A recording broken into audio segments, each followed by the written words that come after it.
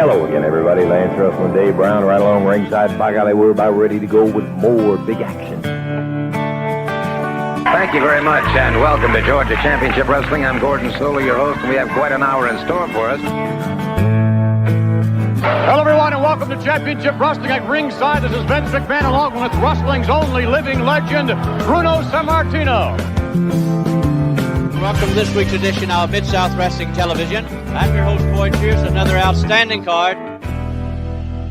Hey, guys, and welcome back to the Regional Wrestling Podcast, where we talk the territories each and every week here on the show. And I am your host, Ray Russell, and this week, guys, jumping back in to Georgia Championship Wrestling 1981 with guest co-host Jammie Ward. Had a lot of fun last week. Want to thank Roman Gomez once again for returning, doing a little more UWF 1986. Roman going to be back soon, going to knock more of that out. But for right now, Jammie going to join the show this week as we finish out the month of May, all the way back in 1981. But before we do that, just a friendly reminder, guys, that you can listen to the Regional Wrestling Podcast and our sister shows like the Wrestling Memory Grenade, closing out the year of 1987, about to jump into the 1988 in the WWF project over there on the Grenade. Also, take a listen to Monday Warfare, The Battles Within. It's all about Raw versus Nitro as I break down that weekly episodic beautiful thing known as the Monday Night War, 1 week at a time. Right now, in the summer of 96, new episodes of Monday Warfare coming very soon, guys. Stay tuned. And let's not forget our latest podcast to join the WrestleCopia brand. I'm talking about the Wrestling Stoop podcast with the wrestling legend himself, Bob Roop. Lots of great feedback on the debut episode dropped last week. Bob and I had a lot of fun recording that show. A new show coming out this week as well. Stay tuned. Be on the lookout for that one. We are planning to drop Bob Roop and the Wrestling Stoop podcast each and every Wednesday. And we've also got a couple more shows headed soon to the network in the next few weeks as well, so stay tuned for more details as the time draws closer there. But you can listen to all of these shows that I just mentioned and so much more over at the WrestleCopia Podcast Network, located over at WrestleCopia.com. That's WrestleCopia.com, and anywhere your podcast streaming needs are met, from Apple to Spotify, Google, and beyond. Also, you can follow me on social media, guys, for all the latest goings on here at the WrestleCopia Podcast Network. I'm also constantly adding old school video clips and pictures from throughout wrestling history all around the social media, including you guys can follow me on X, the former Twitter, now X. You can follow me there at Rasslin Grenade. That's at RASSLIN Grenade. Also, follow and like me, Facebook.com/Rasslin Grenade. And while you're at it, make sure you subscribe to my YouTube channel, guys. That's YouTube.com/Rasslin Grenade. Uploading new footage all the time. More than 500 videos and counting right now up there on my YouTube channel. And don't forget, guys, those 1986 UWF shows I've been doing with Roman, each and every episode of TV dropping on my YouTube to coincide with those shows so you guys can watch along and follow along with us in chronological order. And last but certainly not least, now would be a fantastic time to become a WrestleCopia patron, guys, talking about that $5 all-access tier. And you can find me there at patreon.com/WrestleCopia. That address again, patreon.com/WrestleCopia. Now, getting back to it, talking about $5 all-access tier, guys, what does it include? Well, it includes all of my insanely detailed book-like show notes, pages upon pages of show notes for every episode of The Grenade, Monday Warfare, and of course, the Regional Wrestling Podcast. You'll also get early access to many of the podcasts here on WrestleCopia, where you can listen days and sometimes more than a week earlier than the rest of the listeners. As you patrons already know, the first couple episodes of Bob Roop's show dropped a week early. Also, pretty much every episode of The Grenade and Regional Wrestling at least dropping a few days early. But there's still more, guys. You're going to get remastered versions of the earliest episodes of The Grenade Show covering the 1989 NWA project, includes enhanced sound quality, plus new content and conversation originally edited out of the initial broadcast, edited right back into the show. But that's still not all. You also get digital downloads for your viewing and reading pleasure, plus random bonus video drops, and of course, our Patreon exclusive watch-along series, covering many past WWF and WCW pay-per-views, Coliseum videos, Saturday Night's main events, Clash of the Champions, and so much more. And you get all of that for the low, low price of just $5. No subscription, cancel anytime, show your support. Give it a try for a month. I think you'll like all the content that I offer, and every penny of it goes right back here to pay the bills at the WrestleCopia Podcast Network. So please, if you have a few bucks to spare, Looking to support that next up-and-coming podcast brand? Please consider making it WrestleCopia. So if you guys can, help me pay some of the bills to keep the WrestleCopia Podcast Network and all these wonderful shows up and running for the months and the years to come. And now with all of that said, all of that out of the way, it's time to bring back Jammie Ward. But before we can do that, we've got to take a deep dive back in time. Yes, indeed, guys, let's go back to Georgia Championship Wrestling, 1981.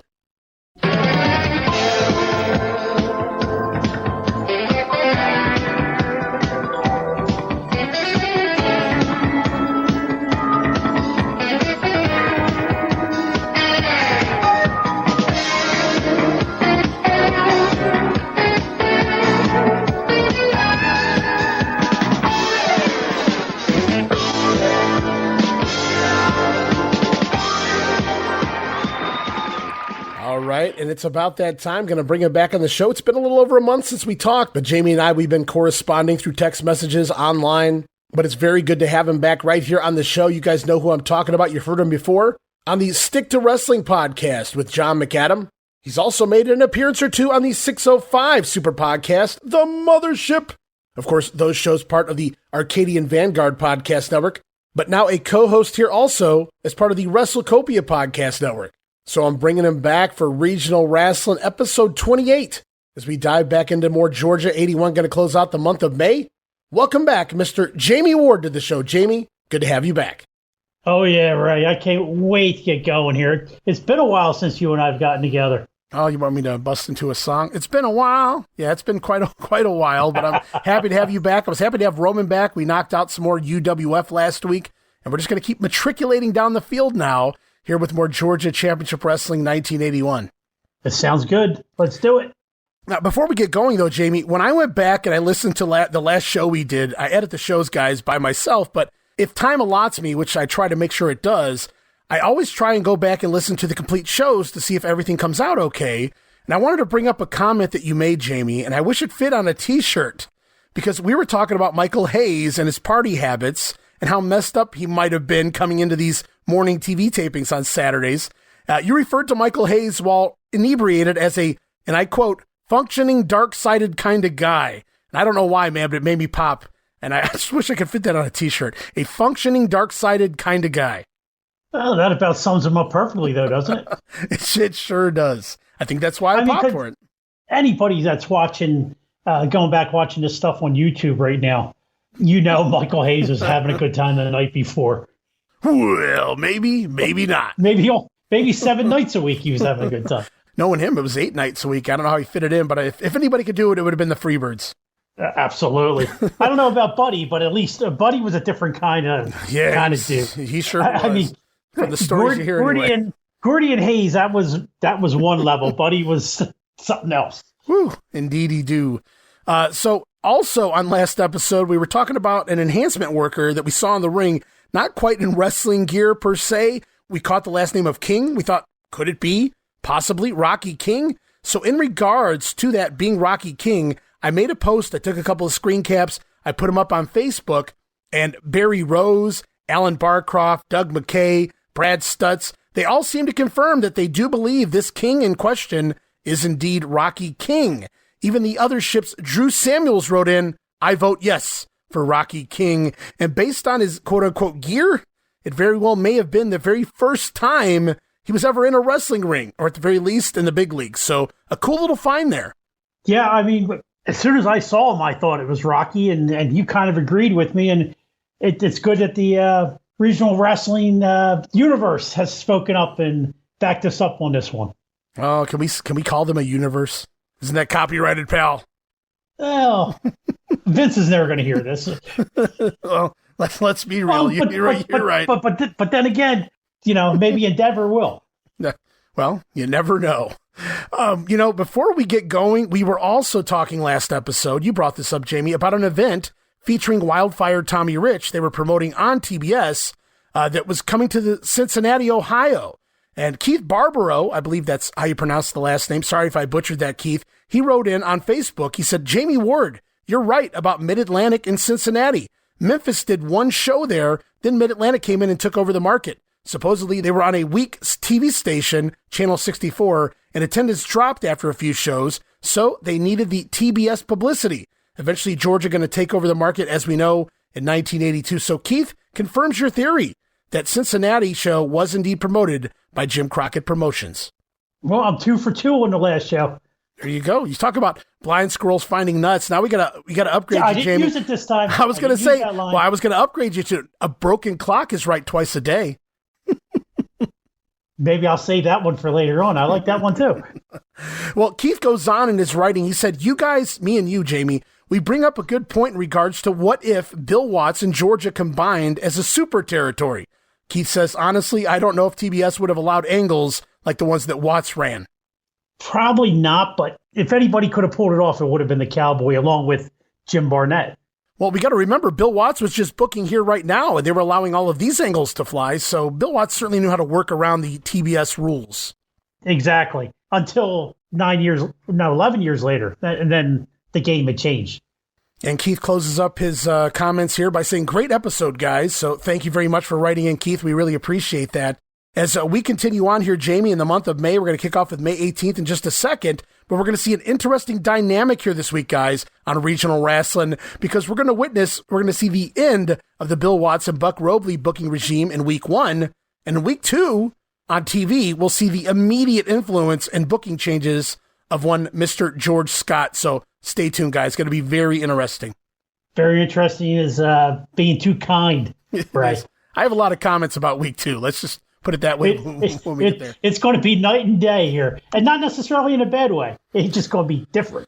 Very different. As we get rolling here, May the 18th, Augusta, Georgia, Bell Auditorium. It's Mike Sharp over the French Angel. National Heavyweight Champion back in town, Steve-O over Brian St. John. Ken Patera defeating Bill Irwin. Wahoo McDaniel downs Big Jim Duggan. And in the main event, National Tag Team Champions, it's the Freebirds, Gordy and Roberts over Tommy Rich and Ted DiBiase.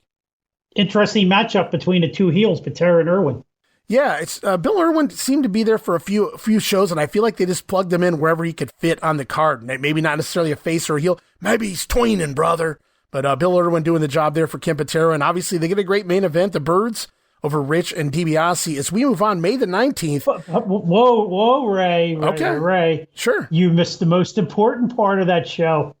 Steve-O, Mr. Personality's back. Mr. Personality is back. No, I didn't intentionally. Okay, I did intentionally try to skip over that. Try to glance right through that, but you caught me, Jamie. You called me out. Yes, indeed. Steve Olszewski has returned from his tour of the IWE in Japan, still the national heavyweight champion, scoring a win there over Brian St. John. So let's see what Steve does in the weeks to come here, guys. As we roll on May the 19th, Georgia off to Newton, Georgia, and the high school in Newton, but no results there. So it's moving on to Columbus, Georgia, Memorial Auditorium, May the 20th. Big Jim Duggan over Tommy Wright. It's Iron Mike Sharp defeating the French Angel. In the results online, it says Steve-O defeats Scott Irwin, but I believe that is Bill Irwin, likely the typo there. So Steve-O defeating Bill Irwin on this card. There you go. I mentioned him again. There's your boy, Mr. Personality. Also, Kenny Patera defeating Roberto Soto.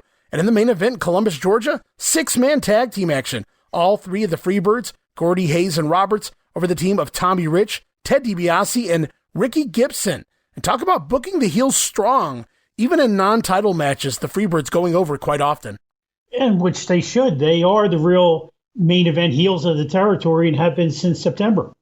As we continue on down the pike, May the 21st, Marietta, Georgia, the Cobb County Civic Center. Not an Armstrong in sight, Jamie. We talked about them changing the day of the card. You theorized maybe it was to get Bullet Bob on some of these shows, but not quite yet anyway. But we do see Robert Gibson over Brian St. John, Mike Sharp downing Gypsy Joe. It's Roberto Soto over Jim Duggan. Interesting. Also, Ken Patera defeating Bill Irwin once more. And in the main event this time, it is Ted DiBiase and Tommy Rich going over on the fabulous Freebirds. As we got one more piece of business here, house show-wise, Porterdale, Georgia, May the 22nd. Just a couple of matches. Here are the results. Ken Patera again over Bill Irwin. And in the main event, Ted DiBiase and Tommy Rich taking the Freebirds to a no contest. No doubt a wild brawl to end the night there in Porterdale.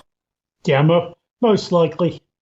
And now the fun begins, guys, because it's May the 23rd, Saturday, which means WTBS Studios, Atlanta, Georgia, and some television time. GCW on TBS, Superstation WTBS, Channel 17.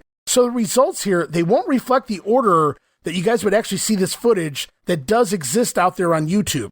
Now, approximately 50% of this 2-hour show is indeed out there for May the 23rd, but it's taken from a couple of places, so it's sort of out of order in the way it airs on YouTube.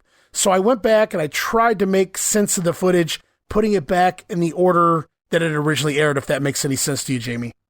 No, I fully understand what you're trying to do there. Okay, so we get going, and here it is right out of the gate. It's the returning National Heavyweight Champion Steve-O back on TBS. All is right in the world once again. Steve-O returning to score a win here over Bobby Garrett. And Olszanowski now using a sleeper hold for his finisher, which he no doubt, quote-unquote, learned in Japan. So the Steve-ster is back, brother, from his tour of the IWE. Sadly, no Steve-O audio, though, Jamie. No promo here this week. Well, we can't have them every week, but hey, we still have another at least 7 months of Steve-O to go. Oh, my. So you got plenty of time for more great interviews with Steve-O. You've done the math and broken my heart all in one fell swoop. As the program continues, it is the JYD Junkyard Dog back in TBS studios this week with both his peekaboos working. JYD scoring the win here over Buck Brannigan, as it's followed by a Junkyard Dog promo as we see a VTR of the dog teaming with Ted DiBiase recently at the May 17th Omni card, taking on the fabulous Freebirds in what looked like here a hell of a fight based on the highlights on TV. DiBiase going to score the win after locking Buddy Roberts in a figure four for a good chunk of time, while Gordy and Hayes on the outside double teaming the dog, sending him in the ring, beating him down with his own dog chain. Teddy, though, finally goes after a steel chair, swinging it wildly and blasting Buddy Roberts simply for not getting out of the ring fast enough. DiBiase running the heels off to check on the dog, who was here today cutting a promo in the studio, so at least we know he's still okay. Yeah, it's good to see the dog back live, and you and I actually remarked, if you remember last podcast, right, that we wanted to see highlights of that match because it just promised it to be a wild thing. And it was indeed. I was, obviously the highlights are never the entire match, but what they showed, I was satisfied by the end of watching that. It was a wild fight for sure.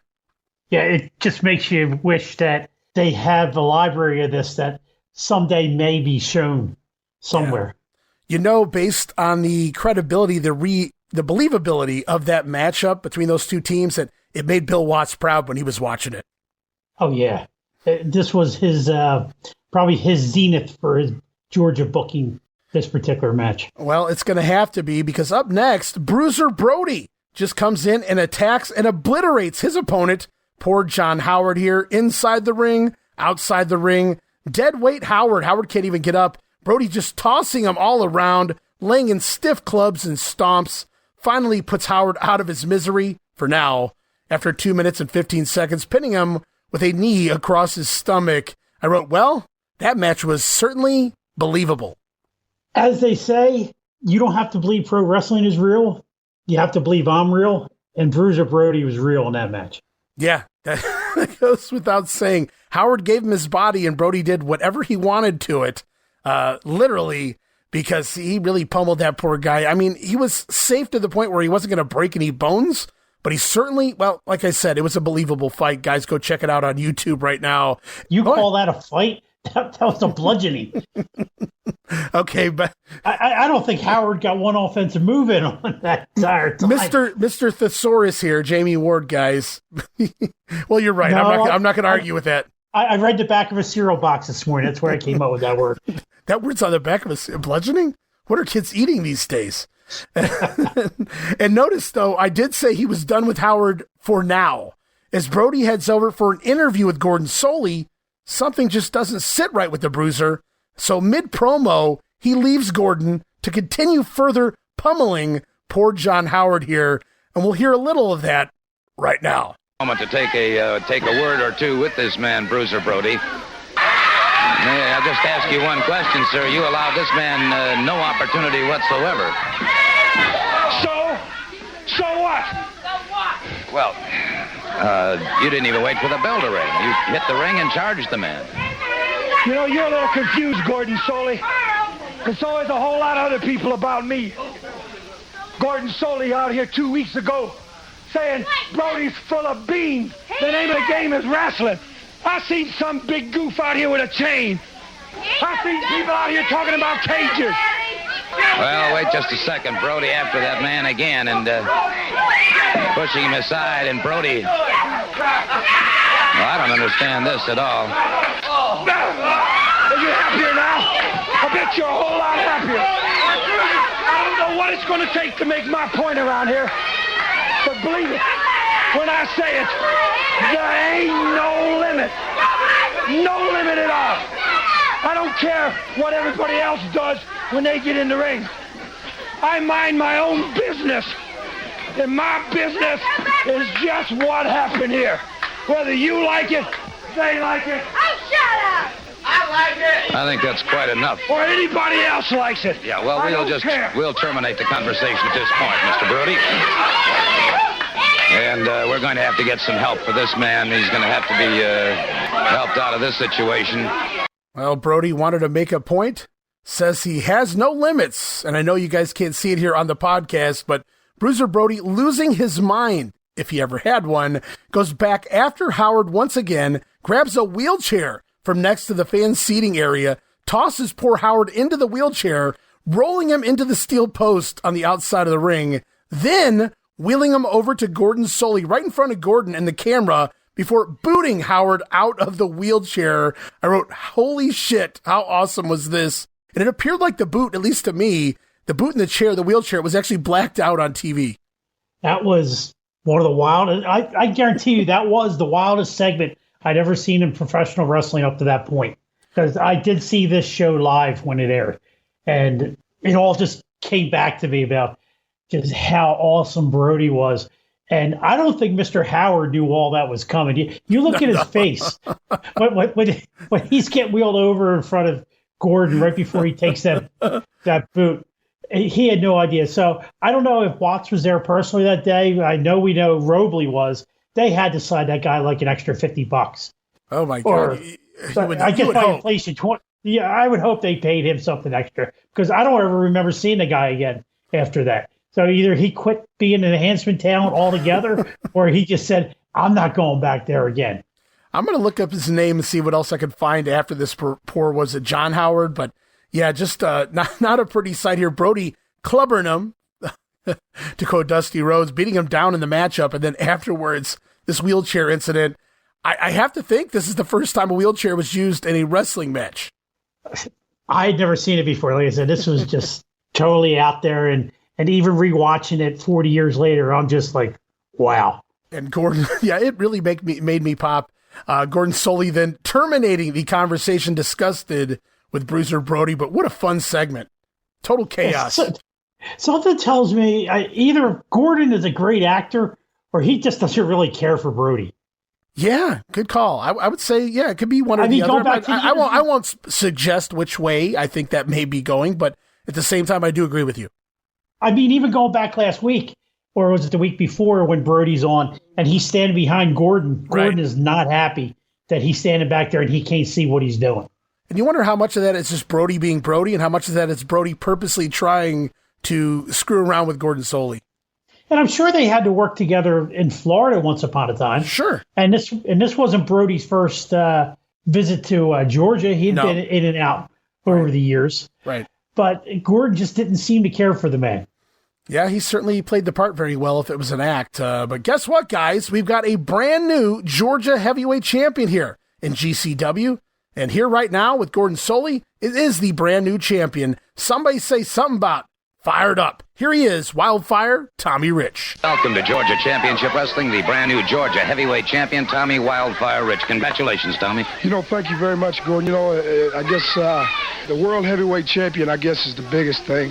But, representing all the people of Georgia and the people all over the country, it's a good feeling. You got kids like this, and they all respect you and look up to you. Yesterday, Ted DiBiase and myself, we went over to the Scottish Rite Hospital and seen some of the kids there, and you never realize, you never realize what it's worth, but you go over there and talk to them kids, and you see how much they look up to you and respect you, and it really gives you a good feeling, and I'm glad that I can just be a part of that, Gordon. I just wanted to say hi to all the kids over at the Scottish Rite Hospital.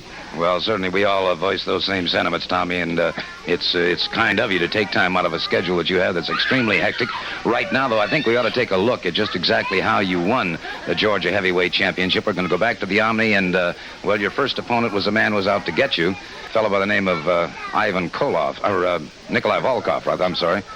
That's all right, Go. These Russians, as far as Nikolai, and they're all tough, and they've all got a purpose, He come, Hayes got him, he come for the bounty, and he come, to cripple me, hurt me, mess me up to where I couldn't wrestle, but I never give up. I give it all I had. I stuck with it, and just like I said, all the people was hollering, and I wasn't going to quit, as long as I had anything left in me, I wasn't going to lay down and quit.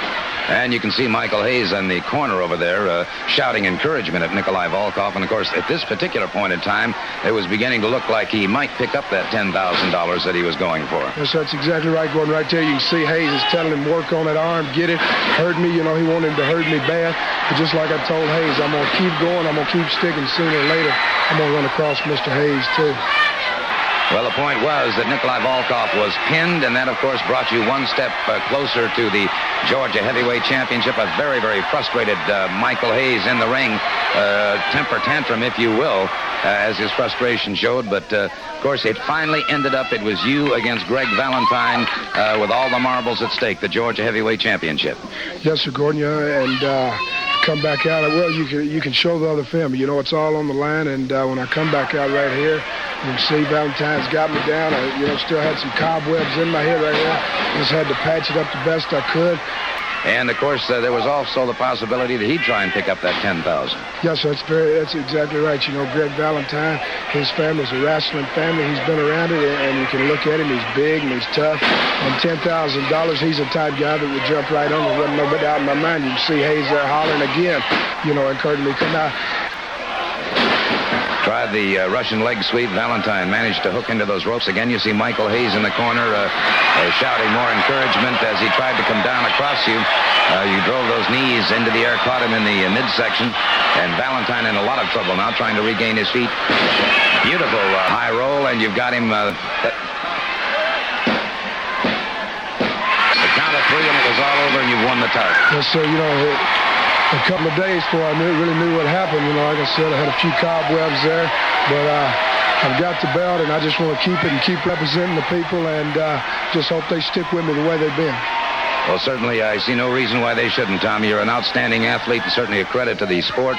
And again, congratulations on winning that title. I know you have a match upcoming, so I'll excuse you. Thank you very much, Gordon. Okay. So there it is, Tommy Rich. May the 17th, we get a VTR from the Omni. We see it was the Georgia Heavyweight Title Tournament. If you remember, Jamie, I'm sure you do. Tommy Rich over Nikolai Volkov in the semifinals, countering a big body slam by Big Nick into an inside cradle. And then to the finals we go. Tommy Rich again successful, this time over Greg the Hammer Valentine with a sunset flip kind of spot here. I wrote kind of sloppy, but the crowd ate it up. I couldn't, nowadays people, the crowd, they give you shit if you botch a spot. Tommy Rich completely botched that sunset flip for the finish of the finals. And that crowd, the crowd just erupted. Yeah, you're absolutely right. But he makes the cover. Nick Patrick makes a 2 count and then stops. Tommy pulls him into the ring a little bit more. Valentine never even attempts to raise his shoulders. Right. And he just simply plops back on top of him with the legs up. 1, 2, 3. And as bad as the finish was, and this was the finals of the tournament, by the way, guys, as bad as the finish was, that crowd just, they didn't care, man. No, well, Tommy's been wearing that Superman suit since he came in. He's got the cape on with the big S, and, now he's got this title back, and you know what that means. It's time to take on Harley Race again. That's right. Well, Harley already promised him a rematch anytime he wanted it, but this Georgia heavyweight title solidifies him as a top contender now. So it won't be long, I think, before Tommy Rich gets in the ring with Harley Race. Maybe before this episode of Regional Rasslin ends. Hint, hint, guys. But I should note, too, both of those matches, Nikolai Volkov and Greg Valentine, Michael Hayes was shown ringside. So kind of playing the corner man for everyone in the ring, taking on Tommy Rich, hoping to collect on that $10,000 bounty. Well, the great part is that Hayes got to go home with it each night and spend it. Each and every time. As Tommy Rich crowned the new Georgia heavyweight champion, he himself in that promo there admitting the NWA world title is the biggest thing, Jamie, but he's still proud to represent the people from the great state of Georgia. And don't forget about all those beautiful Georgia peaches. Oh, the lovely Georgia peaches, absolutely. Tommy Rich really knew how to get himself over here on the super station. The only problem is a lot of those peaches he was talking about weren't. Well, I better not go there. Never mind. You're going to say they're not quite ripe yet? Yeah. Okay. Well, you said it. Oh, I said it. You implied out of my mouth, though, so I'll take the blame, guys. I gave you a layup. Hey, go read Missy Hyatt's book as we roll on back to the studio. It is the Georgia heavyweight champion, Wildfire Tommy Rich, defeating Colonel Buckley Christopher George Robley III, a.k.a. Buck Robley. Robley appeared as the latest man to go after the $10,000 bounty here. Doesn't hurt he was also booking with Bill Watts at this point either. Robley, though, he had Rich in trouble, it would seem. Nice hot shot into the corner turnbuckle, but Rich comes back with a surprise. Thez Press, scoring the win in just 3.5 minutes. Well, if you didn't know Watts was booking this before, the moment you heard the ring announcer announce who Robley's name, you knew Watts was booking. Touche. George Christopher Buckley Robley III. Esquire. Well, I just threw that in there. So, moving along, Tommy Rich successful in just 3.5 minutes over one of the bookers, Buck Robley. And right now we're going to go back to Gordon Soley once again standing by with the Wildfire. This time, along with him, Ted DiBiase. Well, I want to take just a second now to DiBiase trying to keep... I don't know who this idiot is you got here, but I'll tell you one thing. He's got to be one of Hayes' boys. You know, I tell you what, Gordon, things are getting bad. But just like I said, this guy and myself, we've got to bond together. Hayes is Freebirds, idiots like this guy right here. Yeah. 10,000 said that's exactly what I was talking about. He's a bounty man, but just like I said, I've got friends watching out for me too. The Omni, you know, we've got Hayes and his Freebirds. So we're coming there, and we're going to give it all we got. It's going to be in a... Stock's got to be put to all of it, Gordon. Things are starting to come around our way. We got the Junkyard Dog is climbing in that ring with Hayes on a dog collar match. He can't go anywhere. We got the two other goons, Hayes. We got your two other boys in that ring in a cage, inside a cage. They can't get out, and Hayes, you can't get in. We're going to run them right through the mill. We're going to have them all over that right. ring. He talks about getting nasty. Have you ever seen a face that's been run down one of them cages? It gets nasty. Then just like we said, we've gone a little off the deep end, and it don't matter if it's Columbus, Ohio, Huntington, West Virginia, Harley Race, the Freebirds. You bring them all on, Gordon, because we're forming our little group, too. You know, you got to fight fire with fire. That's right. So Everybody Hayes wants to get nasty, Gordon. Everybody wants to get nasty and throw the rule back out. We'll take the rule, but... That's right. Throw it away. The Omni, the cage, Hayes. So at this point, it appears it's Tommy Rich and Ted DiBiase headed to the Omni on May the 31st to take on the Freebirds, Gordy and Roberts, inside a steel cage. And that's going to be wild. Now, this particular promo, Tommy Rich is Tommy Rich, but have you ever heard Ted DiBiase this fired up? No, DiBiase's ready to go, man. This is it. This is the breakthrough moment. I mean, I don't know when that decision was that we're going to get to where Dusty gets the belt. You know, the rumor always was it was going to be DiBiase was supposed to get the belt. Right. If this is the time, I don't know when that decision was made that it was going to go to Dusty, because this interview right here sure looks like it's going to go to Ted with how fired up he is in this thing. Yeah, you know, I'm not just going to quote Ted DiBiase because it's Ted DiBiase. Of course, he's going to speak highly of himself to some degree, but I've also heard a few other people say, a few other bookers and things like that say that the entire intention of Jim Barnett bringing DiBiase in was to groom him for an NWA world title run here. And you're right, it doesn't eventually go to Dusty Rhodes instead. But, you know, I wonder if that has anything to do with the local bookers now, too, changing. And you know what? It very well could, because sometime between this right here and next Saturday morning, something's going to happen. A lot of shit happens, to be frank. Pardon my French, guys, but I got a lot to say when we get to next Saturday morning. And I'll leave it there for right now, Jamie. But right now, it's the Birds scheduled to take on DiBiase and Rich inside a steel cage. Will that happen? Just wait and see, guys. Also, we learned Michael Hayes is going to take on the Junkyard Dog in the Omni in a dog collar match. Sound familiar, Mid-South fans? So I wrote, this card, it feels like a Bill Watts swan song as Booker, very similar to the Birds Mid-South run when they finished up. Yeah, that's exactly, we didn't know this 40 years ago watching this, but now that we are reviewing it at this point, we can see that this was probably going to be Watts' last show on the 31st. Yeah, no doubt about it. And then from there on the program, we saw he was back as part of that Georgia heavyweight title tournament. I believe he was a double elimination with Dusty Rhodes there during the tourney, but he's back here on TV this week. It's Ken Patera, who promises his feats of strength. Good to have him back on the program again today. Ken Patera, the world's strongest wrestler, and what do you propose to do? I want to say something here, Gordon. You're looking at Ken Patera, everybody. The most renowned professional athlete in the world today. I have done it all. You name it, I've done it. All the way from ping pong ball, tennis, volleyball, weightlifting, wrestling, football, track and field, basketball. You name it, I've done it. And I'm the best at it all. I'm like the decathlon man. I am good at everything that I do. And today, I'm going to issue a challenge. There's a lot of pencil neck geeks running around there, here, and there, and everywhere, saying that they can break Ken Patera's swinging full Nelson. Well, I'm going to put up a $5,000 challenge for anybody that wants to get in that ring and see if they can break the swinging full Nelson. As a matter of fact, I'll even make a better issue. I won't even swing the man. I'll just supply it and see if they can get out of it. How's that? $5,000 bucks. Well, that's quite an offer Is that indeed. fair? But today, everybody knows the world's strongest men contest. One of the events in that is bending steel bars. Well, here's the steel bar that won that contest last year. Bill Kazmaier won the event, I believe. And this is the same size bar that he bent to win it. Now, I'm going to make an attempt to bend it even more than Bill did. Okay?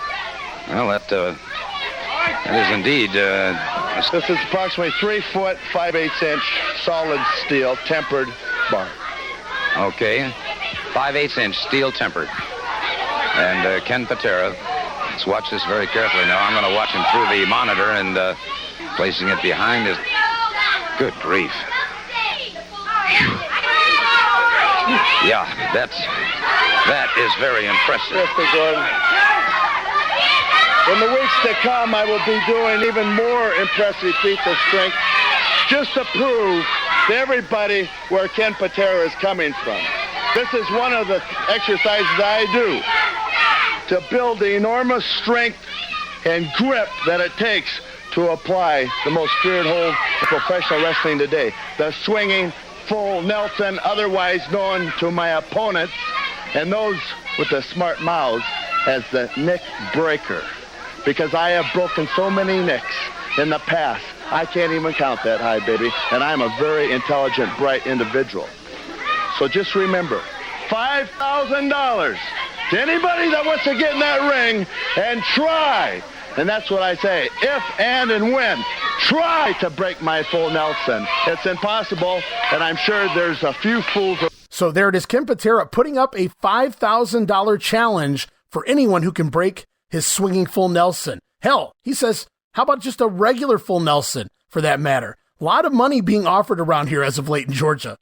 Guys are making a lot of money, that's why. Offering it up, very confident. Well, he's Ken Patera. I mean, nobody can beat Ken Patera. Ask him in real life. He'll tell you nobody can beat Ken Patera. Yeah, I've heard. Today, he'll tell you nobody could beat Ken Patera. If he's sober enough. Oh, man, I'm going to get a lot of heat this week on the show. Kenny, though, talking about the World's Strongest Man contest where he finished third back in 1977, talking about the recent winner, Bill Kazmaier, a future wrestler to some degree. As promised, though, Patera's starting those weekly feats of strength by bending a legit 5/8 inch steel tempered bar here around the back of his neck, and he does it with ease, Jamie. Yeah, I don't think that was a rigged iron bar. I think it was legit. I think all these feats of strength that they were not Patera does here is all legit. I forget if he does the one here where he lifts the car bumper or not. That one may not have been legit, but every other one is definitely legit. Yeah, we got more coming next week as well, but Ken Patera gets it done, man, bending that steel bar around the back of his neck, and like I said, with ease, very impressive. I would expect nothing less from a peak Ken Patera, though. But it wouldn't be Georgia, Jamie. We've heard from quite a few stars here, Tommy Rich, Bruiser Brody, Ted DiBiase, Ken Patera, but now it's time for the fabulous Freebirds. Hayes is scheduled to wrestle right now. Wait a minute, Terry, come here. This is ridiculous. It is preposterous. Now, if you'll notice, things are going the way I like it. We've got everybody riled up and nasty. But I am a hurt and injured individual. My neck was injured a year ago. There's no way in the world that I should have to get in the ring and wrestle. You're trying to hurt me. Everybody's got a conspiracy, and you're trying to hurt me. Well, I'm not going to wrestle. I am not going to wrestle, but I've got my brother here, and he'll be glad to take the match and whoop whichever punk you got out here, and whoop them like a stepchild, whoop them like a dog. Because nobody is going to force us to do anything. All right, so it is apparently Terry Gordy who is going to compete instead of Mr. Hayes. Mr. Hayes with what he says was a neck injury a year ago. Indeed, DiBiase came back in 5 weeks. Let's turn it over to our ring announcer. So there's your boy, Michael Hayes, claiming to be injured, a neck injury from a year ago, still nagging him. Can't wrestle today, it would seem, so brother Terry Gordy gonna sub in his place. That's because that damn DiBiase keeps swinging chairs at him and doesn't allow him to fully recover. Michael Hayes thinks there's a conspiracy going on around here. There probably is. Would Michael Hayes lie? Just leave it right there. Okay. Drop the mic. You don't want an answer. All right. Rhetorical. I get you. All right. So we roll on with the show. As promised, Terry Gordy subbing in for the injured Michael Hayes here. Gordy going to go to a no contest with Mike Jackson. Is Michael Hayes repeatedly getting involved and the match just kind of abruptly ends? I wrote, injury my ass, Jamie, as is Ted DiBiase, Tommy Rich, Junkyard Dog, and maybe I even saw Steve-O in there to make the save, running all of the Freebirds off. Match only went about 2.5 minutes, but Gordy out there subbing for Hayes. Hayes getting involved over and over again, though, just to make sure everybody knows it's all at work. Well, he had taken a couple painkillers right before the match. So it felt better. But on a side note there, I believe this is the beginning of the Mike Jackson run in Georgia. Have we seen him before in the enhancement role? Oh, man, I feel like I've said his name in the past, but not weekly. Yeah, so basically he's there from now through the Crockett run. Wow. Well, I'll keep an eye on that. I haven't looked too far ahead. I just don't remember seeing him. I'm not going to say we don't get to see every single match because of the archives are lost. So we haven't been able to see every single match. But I don't even remember seeing his name in the results, just off the top of my head. Yeah, I feel like I've read his name a couple of times. Maybe it was matches we didn't get, or maybe I just, it's been a while and I don't recall. But I remember reading his name because I remember thinking a couple of times, like, oh, that could have been a fun match, Mike Jackson versus so-and-so. Yeah, but he's here basically from here on out, almost every week, every couple of weeks. Well, I'm sure not complaining about that. Mike Jackson, what a hand in the ring. The Alabama junior heavyweight champion. That's right. Still to this day. To this day, right? To this day, absolutely. We go on, guys. Post-match, Terry Gordy match with Mike Jackson. We get another quick Freebirds promo here. Michael Hayes incensed that he's now in a dog collar match against the Junkyard Dog at the Omni just 1 week away, 8 days away. Michael Hayes says he's already an injured man and very unfair to book him in such a match against the JYD. That's only because this time, from JYD's perspective, he has both of his peekaboos this time around. Last time they did this match in Mid-South, Hayes had the advantage because JYD couldn't see. Right. Well, until he took the covers off his eyes. Right. Poor Michael. He was just misunderstood. Well, I'm looking forward to it because we got it in Mid-South. Just because he tried to blind JYD that's all he tried to do. A couple times. Three times. Yeah. They tried to break DiBiase's neck. Things happen, Yeah, they tried to break the Oates brothers' necks. They tried to blind Steve Kern. Yeah, they're just having some fun. And he didn't want to put a $10,000 bounty on Tommy Rich. Tommy Rich forced it by putting his hands on him. Well, He should never got involved in the Freebird business, bottom line. We'll have to wait and see how that plays out at the Omni. Also here on TV this week, Ricky and Robert, the Gibson brothers, scoring a win over Bobby Eaton and Brian St. John on a DQ. Early encounter here of the future Rock and Roll and Midnight Express members, Robert Gibson and Bobby Eaton, for a fun little match. And if you think about it, Brian St. John was just coming off the run with Stan Lane. That's right. Yep. Who later teams up with Bobby Eaton. So a lot of connections here. Lots of connection, indeed. And I wrote, oh no, what is this, Jamie? Don't see these too often. Ted and Jerry Oates standing by with Gordon Soley. Yes, indeed, guys. It's an Oates Brothers promo.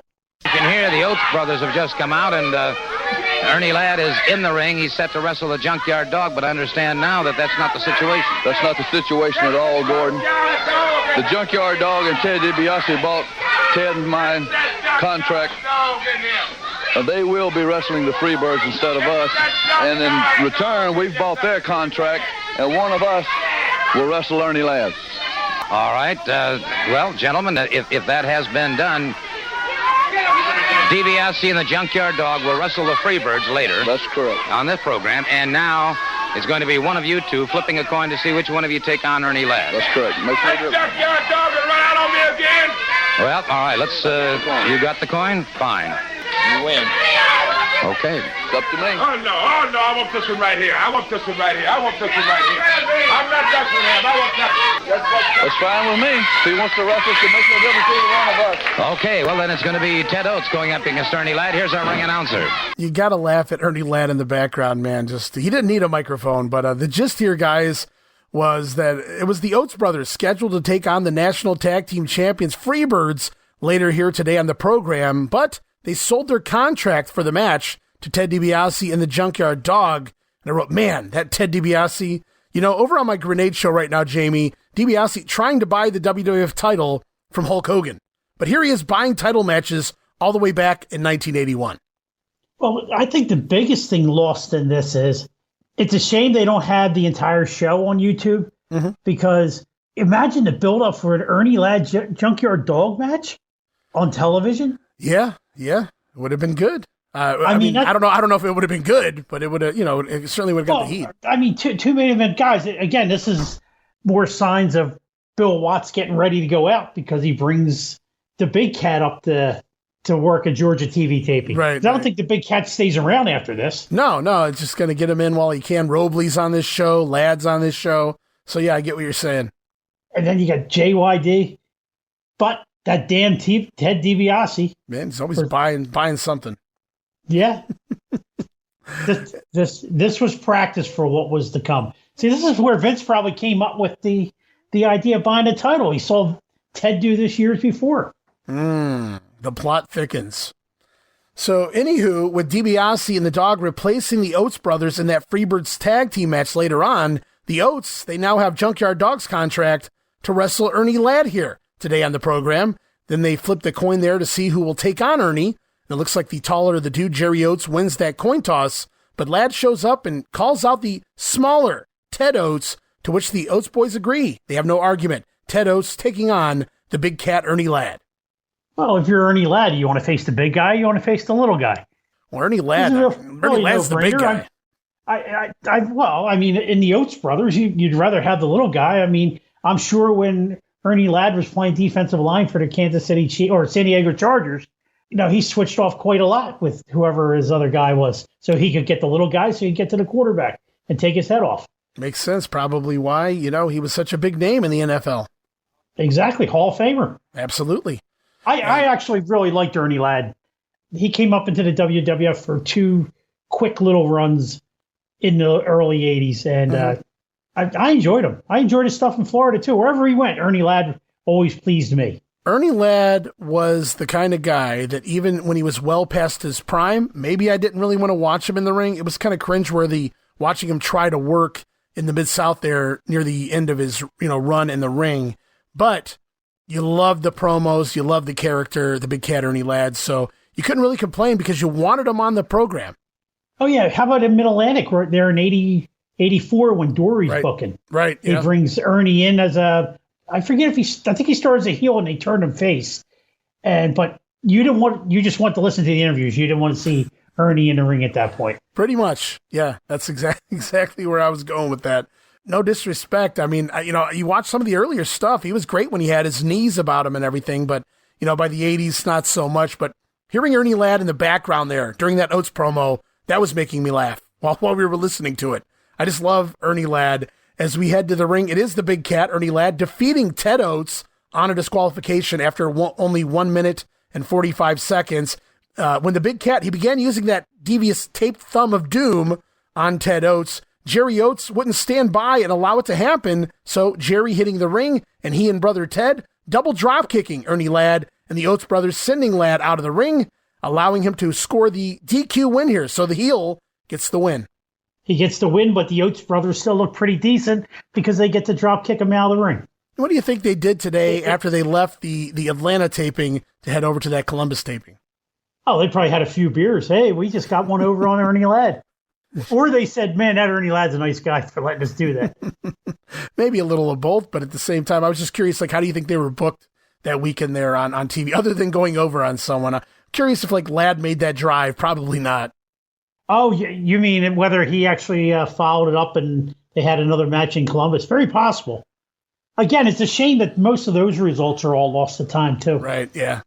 It is really unfortunate here. Ernie Ladd, so he picks up the win by DQ, even stopping by Gordon Solie for a quick promo here after the matchup, claims that dirty, no-good junkyard dog was scared and ran away from the match. And Ladd claims he took out both Oates brothers all by himself. You got to love that delusion of the heels here in professional wrestling, as Ernie Ladd says some derogative comments towards JYD, which get bleeped out as he walks off. Look at Gordon's face. Gordon's almost ready to crack a smile and laugh at Ladd because he has seen this so many times. He's trying his best to keep a straight face. He knows the shtick. It's harder to keep that straight face when you know what's coming. And with Ernie Ladd, you know what's coming. Oh, yeah. There's nothing Ernie Ladd could have said that Gordon probably hasn't heard 100 times over. Just change the wrestler's name.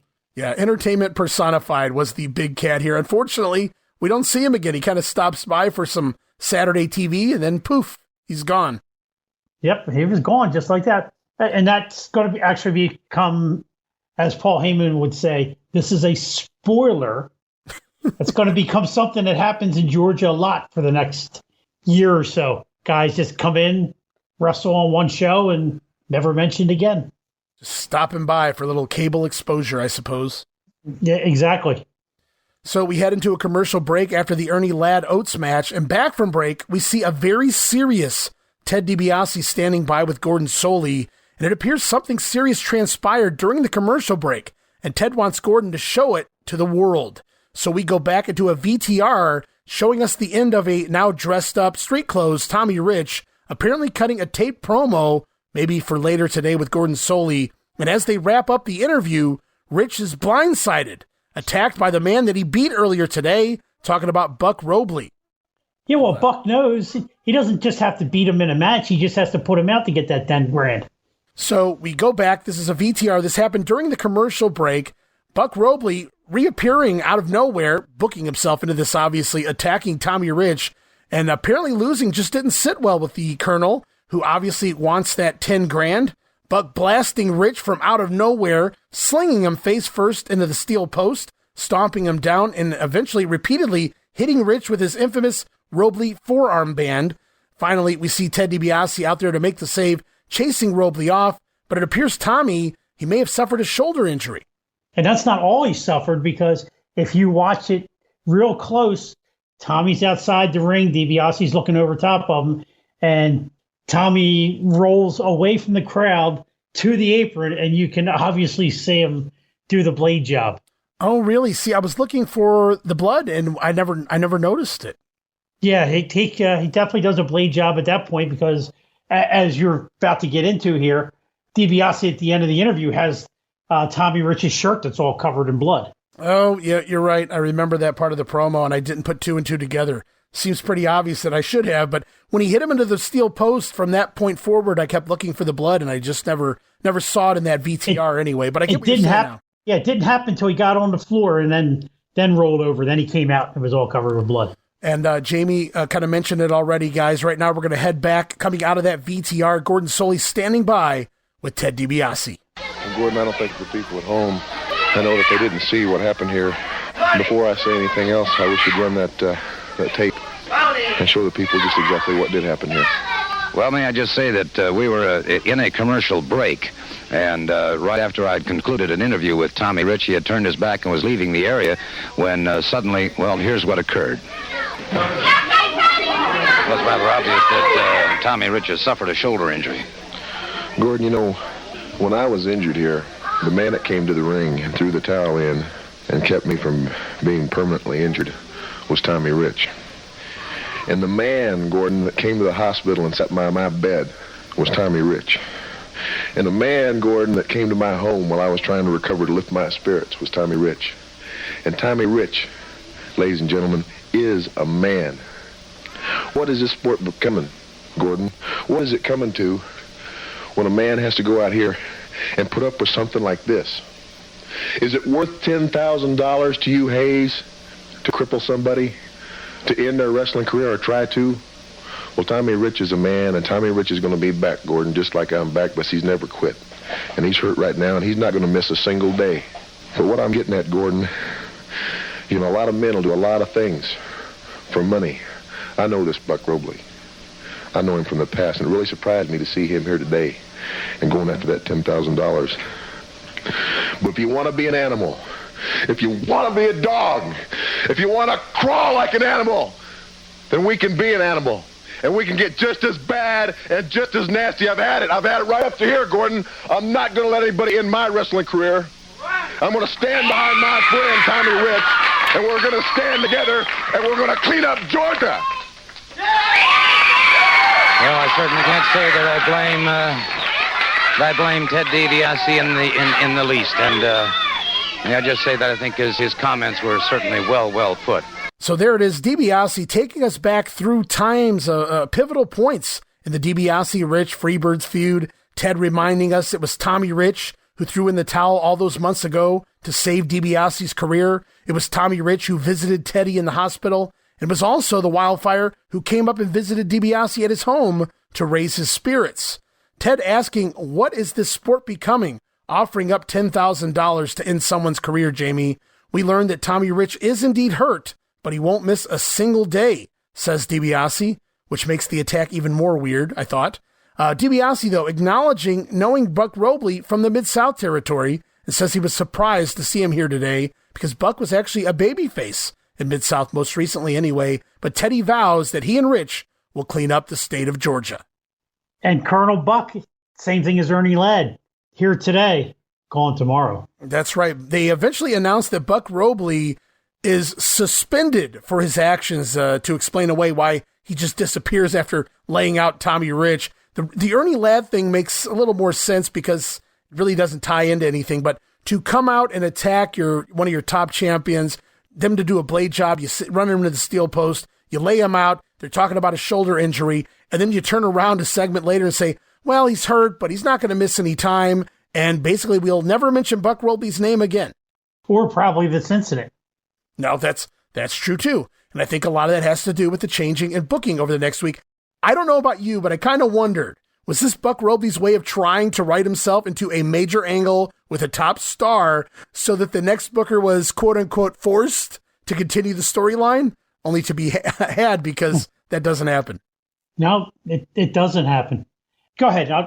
I'll get back to what I was going to say in a minute. No, you're fine. I was just curious your take on that. Do you think maybe deep down inside this is Robley's way of trying to write himself into a major storyline as the new booker takes over, feeling like, I've secured myself at least another month here, in the Georgia territory?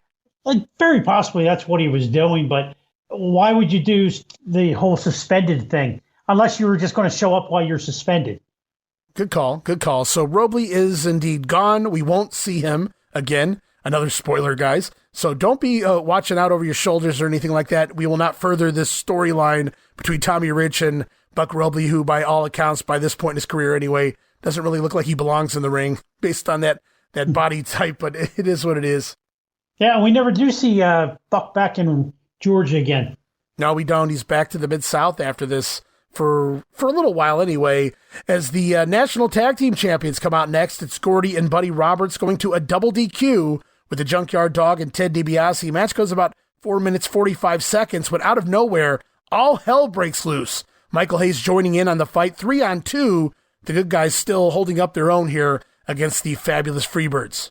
You know, I'd have to go back and look at this, but doesn't Tommy Rich come out to even the odds?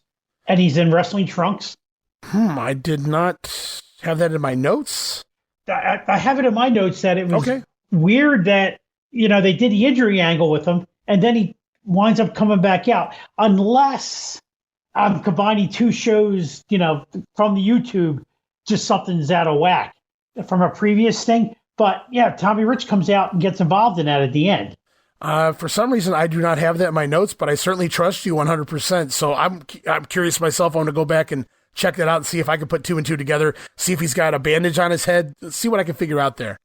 Yeah, no, he did. I don't remember seeing a bandage on his head. Okay. So maybe maybe this was I recorded earlier in the taping. I mean, I could be totally wrong, but no, that's, you know, what I had written down. And now you got me going to YouTube to see if I can find it. Well, we'll continue. I'll see if I can find it. I'll let Jamie look that up, guys, while we close out this episode of TV. We see one more matchup featuring Ken Patera defeating Tommy Wright.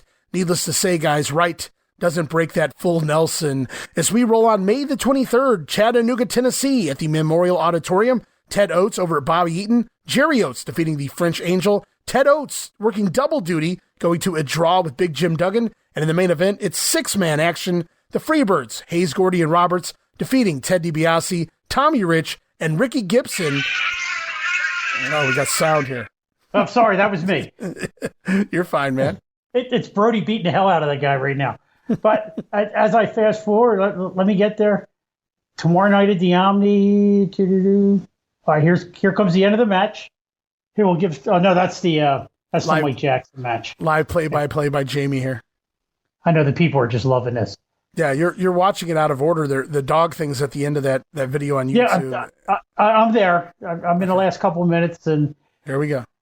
And here comes Hayes, comes in the ring, and he immediately jumps on DiBiase. Then Gordy goes over. They're double teaming DiBiase. The dog is pounding away on poor Buddy, and they escape the ring.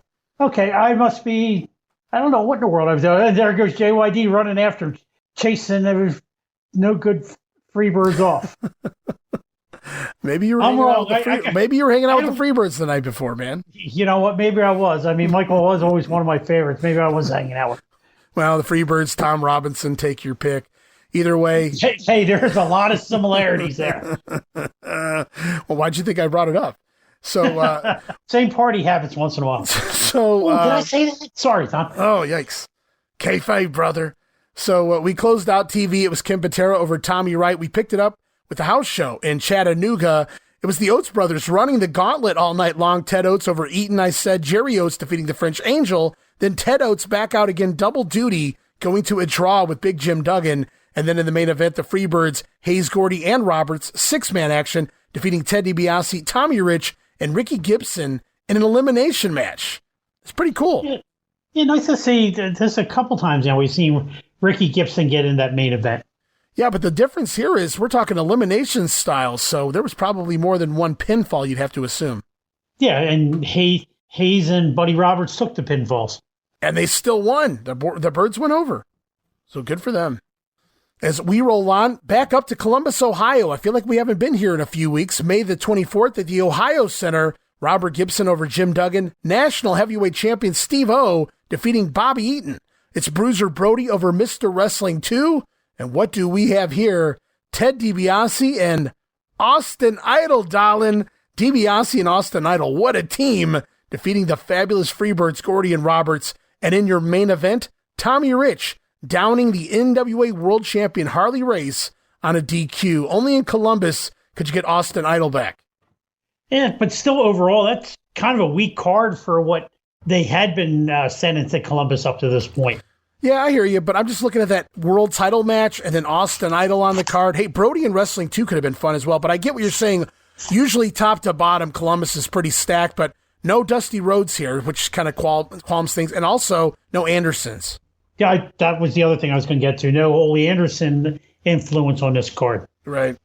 As we roll on May the 25th, Huntington, West Virginia at the Memorial Fieldhouse. It's Jerry Oates over Jim Duggan, Steve O defeating Bobby Eaton, Bruiser Brody over Robert Gibson, Ted DiBiase teaming with Wrestling 2 to defeat the Fabulous Freebirds in a match that was reportedly going 43 minutes.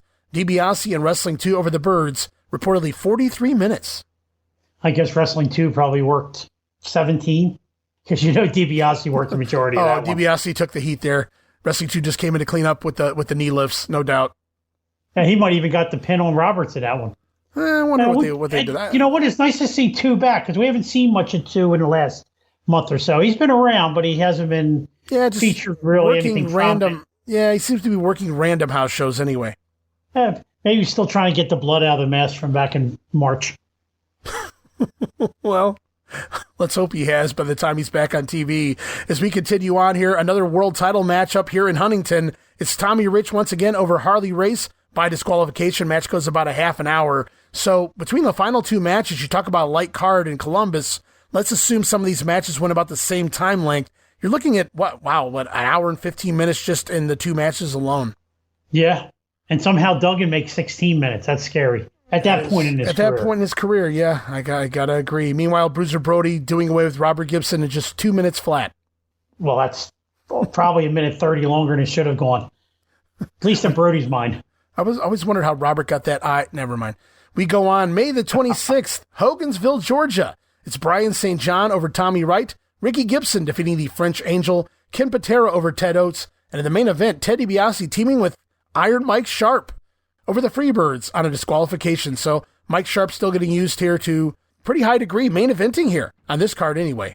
Yeah, I mean, Sharp was a solid hand. There was nothing wrong with Sharp. No, and it's not one of the big cities anyway, so it makes sense to plug in whomever you can here. And Mike Sharp's believable, and we're going to see the way they use him here on the upcoming TV as well. As we continue on May the 27th, Columbus, Georgia this time, the Memorial Auditorium. It's Mike Sharp over Jim Duggan, Steve O defeating the French Angel, Bruiser Brody defeating Mr. Wrestling 2. Now, there's a match I would have liked to see. Brody and Wrestling 2? Oh, yeah. Could you see Brody taking the wrong liberty with Wrestling 2? I could see him trying. And then 2 just going off on him? I could see him trying to go. I don't know that 2 would have won that battle, but I could certainly see when they Brody. got back into the dressing room and 2 goes, yeah, well, I'm 75 years old. What do you think you're doing to me out there? It's like that story between Scott Steiner and Bill Watts in 1992, right before Scotty quit, when they got into that fight in the locker room, and Bill Watts says, if I was 20 years younger, Scotty finished it, if you were 20 years younger, I'd kick your ass. So it's kind of like that situation here. You wonder what happened. I'm hoping they just cooperated. I don't know how you cooperate in a match like that, but yeah, it would have been very interesting to see Brody taking on Wrestling 2. It sure would have been. Also on the card in Columbus, Georgia, Ken Patera defeating Jerry Oates, and 6-man tag team main event action. It's Tommy Rich, Ted DiBiase, and Ricky Gibson defeating the Fabulous Freebirds by disqualification. As we roll on May the 28th, Copper Hill, Tennessee. Up in Tennessee, huh? Copper Basin High School. Little light card here at the high school in Copper Hill. Jimmy Powell going to a draw with Pat Rose. It's Ted Oates defeating Gypsy Joe, the Gibson brothers, Ricky and Robert, over Bobby Eaton and Brian St. John, and the National Heavyweight Champion finally back to headlining a show, Steve O defeating Ken Patera by disqualification. Yeah, Patera probably had the neck breaker on him and wouldn't break it, and there was your DQ. That's very likely. Everybody run out to make the save. Patera just cleans house on the entire card here in Copper Hill.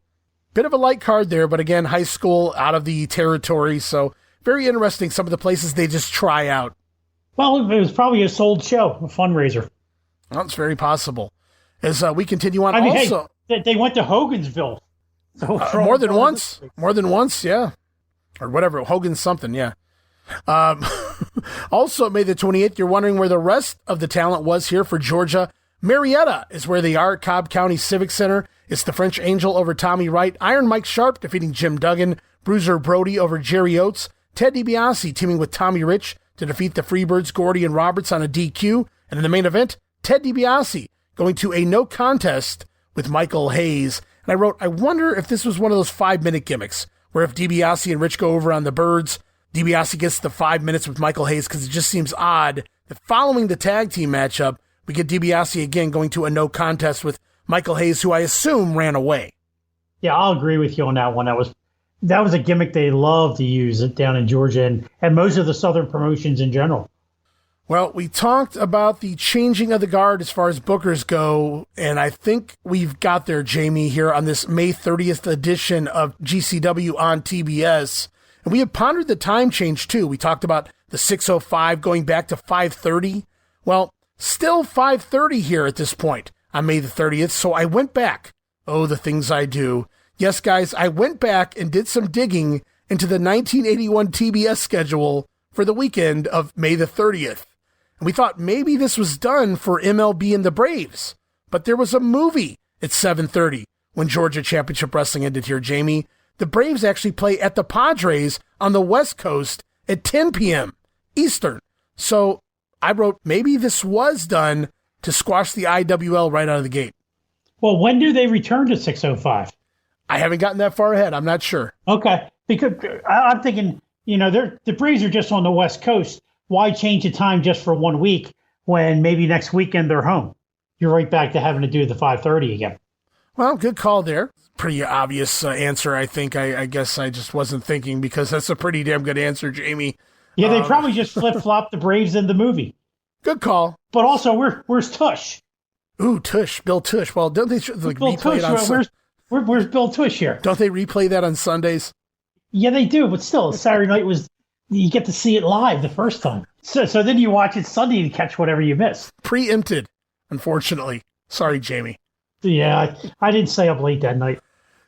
Oh, you got a good memory. So we kicked this off May the 30th in the opener. It was Brian St. John over Jerry Mahoney. Jerry Mahoney.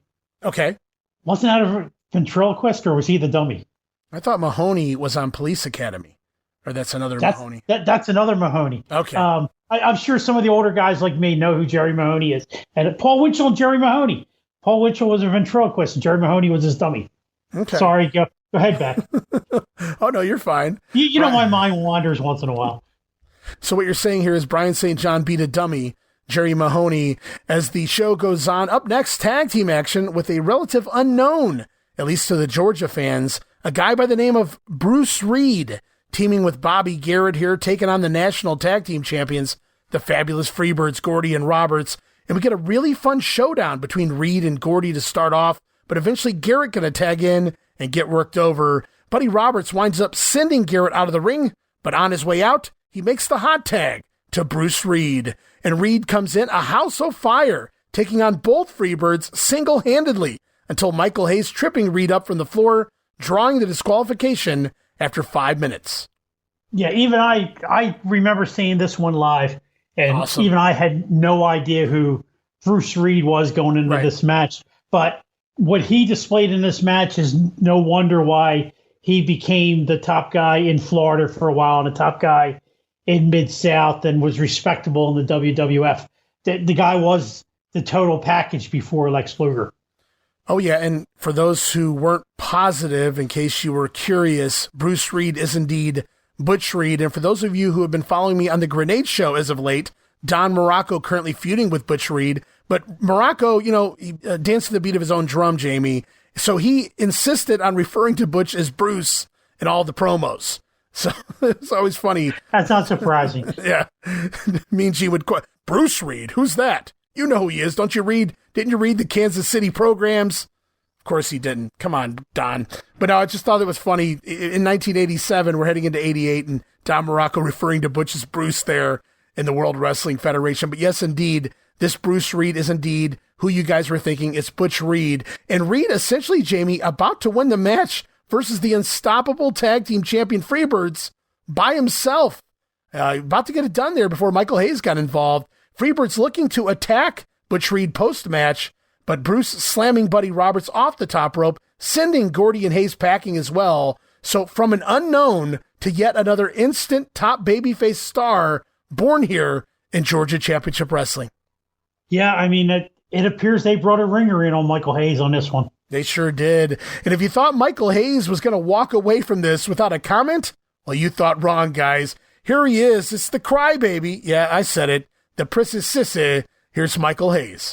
Who is he, Gordon Soley? Everything. Who is he? You bring out idiots after idiots. We've done more for professional wrestling than anybody in the history, and this is what we get for gratitude. Gratitude, this is it. It's a conspiracy against us. They want to run us out of Georgia, and they don't want to just get us out. No, they want to hurt us. There's too many changes going on, and none of them are going our way. Michael Hayes, perhaps with some shoot comments there. There's a lot of changes going on, and none of them going our way, as they go for the very confident Freebirds here. Bringing in guys like Butch Reed, says Michael Hayes, is a conspiracy against the Birds. Everybody's against them, and they want them gone. Nothing is going their way, says a whining Michael Hayes. So the Birds, they went from extreme confidence to extreme worry in record time, it would seem. And when you look forward, Michael Hayes is having a premonition here of what is to come, because this is going to be a very, what's the cereal box word I'm looking for? Tumultuous period for the Freebirds between now and July 4th or 11th. Tumultuous. Very good, Jamie. As we continue on, up next, a rebuttal, well, of sorts. It's Gordon Soley standing by ringside talking to the newcomer Bruce Reed, who will in turn be interrupted by the one and only Bruiser Brody. Let's listen. May I just take a second to offer you my congratulations. I've seen some electrifying competitors in my years in professional wrestling, but you're one of the best I've ever seen. Well, thank you, Gordon. But you know that's the name of the game, competition. And I'm right here in Georgia. This is the capital of wrestling. And this is the reason why I'm here. Because the best is here. And the only way you can get to be the best is to go after the best. That's the reason why I'm here. I had good competition in there. You know, those Freebirds, they tough, but they also dangerous. They try to hurt you if they can. That's the reason why I keep myself in top condition. I train all the time. I got an athletic background, college football, pro football. Go back as far as athletic competition goes, and I know what it's all about. Well, you're from the great Show-Me state of Missouri. Coming in here talking about no competition. I've been here a few weeks and I told you, and I'm going to tell you a big mouth too. I run the show here. I don't want to hear about who we play football with or nothing. I want you to know one thing. Bro, hey. One thing here. You got it. I'm telling you. Bruce Reed emerges on the scene, and it looks like he may be the next foe in line for the fabulous Freebirds. But, to quote Vince Russo, we get a little swerve, bro, because out of nowhere, Bruiser Brody comes out and bitch slaps Butch Reed right there on TV. But Butch, he was ready to go, ready to throw down. But then we get the officials out there to separate the two before anything can happen. Very heated segment there. Oh, yeah. Butch wasn't afraid. Oh, I'm sorry. Bruce wasn't afraid of Brody at all. But something just pops to mind here. Sure. We do know that Reed was in St. Louis Central States before this. I wonder maybe if this is some Bruiser Brody influence in handpicking Bruce Reed to come to Georgia. Well, he's certainly somebody, if I was looking at it, if I was Brody, like, I can work with this guy. Not only is he talented and, he has the ability, but he has that look, especially for someone like a Brody to go up against. I mean, if you're Brody, who would you rather... And Brody enjoyed working. He didn't have to beat people up all the time. He enjoyed working. No, Who would you rather work with? Somebody that can keep up with you like Bruce Reed? Or do you want to go through a slow, trudgy match with Blackjack Mulligan? Well, I guess I would be picking Butch Reed or Bruce Reed myself. But yeah, it's kind of interesting because I like how they set it up at first. It was really just to get him over. Was the angle with the Freebirds, because you think maybe he's going to feud with the Birds, but no, it's Bruiser Brody, at least this week here on TV, coming out slapping Butch Reed, Reed not backing down. Looks like the two are going to come to head, and then the officials sadly would not allow it here. But we do have action in the ring, so we'll have to see what happens next. It's Bruiser Brody, once again this week, taking on Tommy Wright in another mauling, I wrote here. In and out of the ring once again this week, Jamie. Brody going to end it with a drop kick and a knee drop, pinning Wright in just under 2 minutes. And then post-match, Brody going to have an impromptu visit with Gordon Solie. I'm sure he loved those. Trying to make a point, trying to make an example out of his TV opponents, so says Brody. Brody referencing an upcoming match with Abdullah the Butcher, who he will apparently be facing at the Omni all of a sudden. I wrote, well, that's new. Yeah, that came out of nowhere, and this is where we're seeing the change in bookers here. Right. And also, with this interview, it's not at the podium. They're at ringside for this one. Gordon went up to ringside, which he should have never done, because once again, Brody winds up getting behind Gordon and kind of pushes him out of the way, and Gordon's pissed. You could just say it. He was not happy at all. Yeah, I'm not really sure what the whole reasoning was for that, because they even did the Butch Reed promo from the in front of the ring as well before Brody. Yes, it did. So, yeah, just kind of interesting what was going on over there at the podium area. The reason we were changed over here to the ringside that was more of a Florida deal. They would do it at the desk and they would do it at the ring, but we didn't see that a lot in Georgia. Well, new booker, maybe trying a new idea here. That could be it. After this 1 week, Gordon says, no, I'm staying back at my podium from now on. Brother. No, sir. We will not have that here. I don't have a full desk here in Georgia, but I got a podium, and this is where I'm going to stay. So, Bruiser Brody versus Abdullah the Butcher, out of nowhere with no build. I wrote, not really sure why. Very random, very Tony Khan-esque booking for a match of that magnitude. Oh, yeah, it was a change overnight. Now, I didn't catch it. Did they run the whole card on the 23rd show? You mean the last week's show? No, they did not. Okay. Because I don't remember who. I know there's a couple matches that we're going to find out about, but I don't remember who Brody was supposed to work with on this show. So last week we saw what Brody did with poor Mr. Howard with the wheelchair, and this week it's Tommy Wright's turn, because after the promo, Brody back to beating down Tommy Wright, attacking Wright after the matchup, pummeling him down, tossing the referee out of the ring this time as well. Brody just relentless on Wright here until Bruce Reed back out to make the save.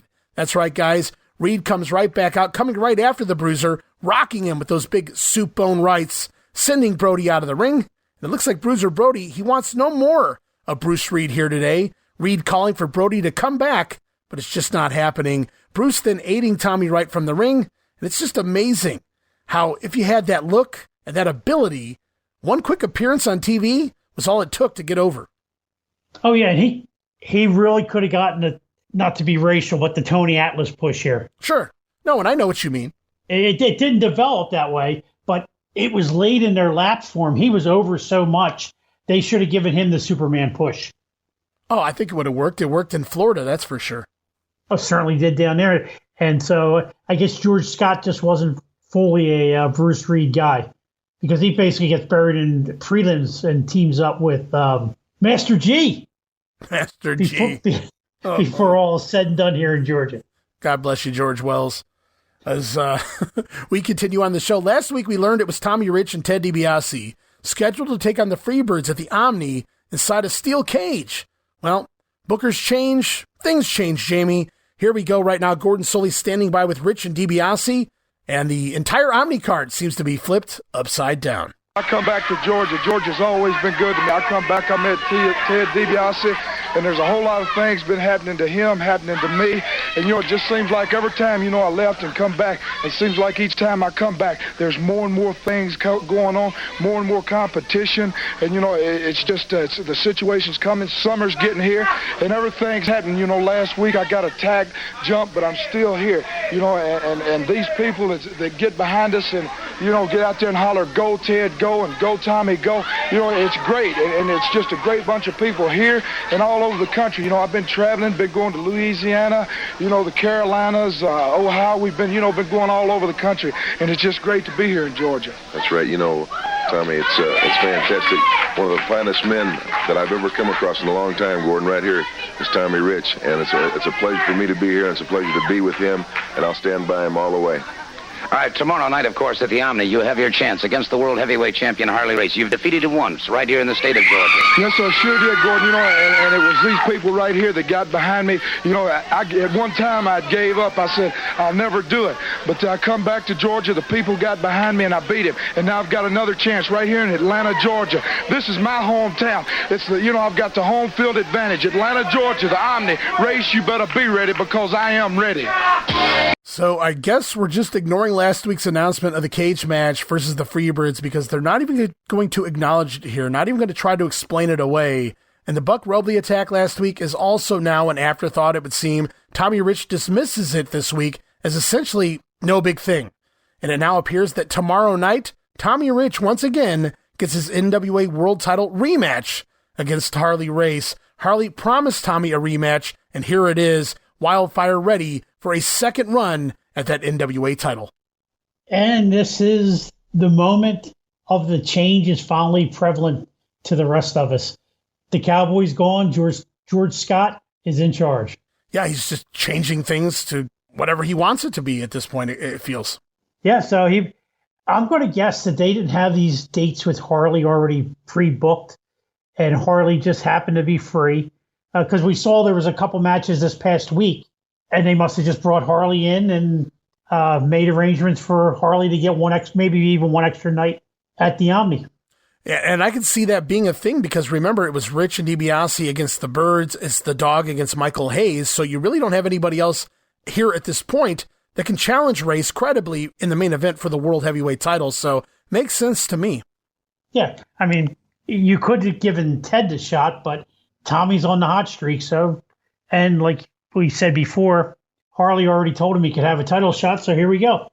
So the match is being changed all over the place and no mention of Ted DiBiase's opponent right now for the Omni. We'll have more on that later, guys.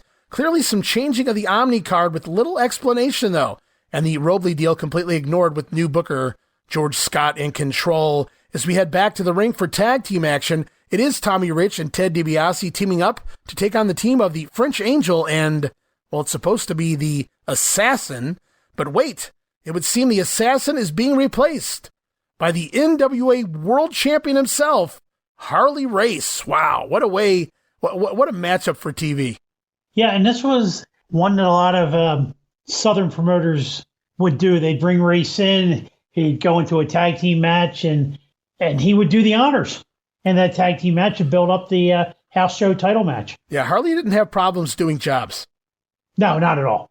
The more money, that the promoter makes, the more money he makes. That's right. And the story here in this one is that Harley Race, he wants to prove that Tommy Rich's title win was all a fluke. He wants to beat him here today on TV, maybe even prevent him from making it to the Omni tomorrow night. And this is a fun but short tag team matchup. Leads to a four-way melee, DiBiase pairing off with the Angel Frank Morrell, while Tommy Rich lands a Thez press on the world champion Harley Race and scores the 1, 2, 3. Yes, indeed, guys, Wildfire Tommy Rich has pinned the NWA World Champion again. This time on TV, Jamie. But, there's always a but, and you go ahead and give it to everybody, Ray. Ah, yes, guys. What Jamie is referring to is Harley Race was not the legal man during that finish, but it still goes down as a win for the good guys. That's absolutely right. But again, Harley gets pinned, but he wasn't the legal man. So, hey, it's no big deal. It's not official. It really shouldn't count in the record books according to Harley. And we're going to hear that right now as we head off to Gordon Soley standing by. It's a heated promo from the NWA World Champion, Harley Race. Be the Angel and the Assassin going up against Ted DiBiase and Tommy Rich when suddenly 6 times World Heavyweight Champion Harley Race entered the ring and took the Assassin's place. And I would imagine that a lot of people are very curious to know why exactly did you do that? I came up here precisely to eliminate some obstacles. You got a lot of tough contenders here, like Tommy Rich, Ted DiBiase. These people continuously keep bouncing up in my face. I wanted to eliminate a situation. And I'm sick and tired of having everybody say that I run from situations. Well, I've never run in my life. I didn't become World Heavyweight Champion 6 times by running. So I came here to do it myself. I'll guarantee you that it will be done.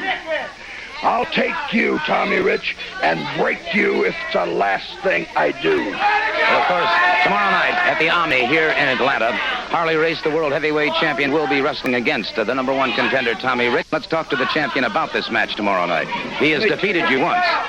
He's defeated me not once, twice. It just happened again. The wrong man.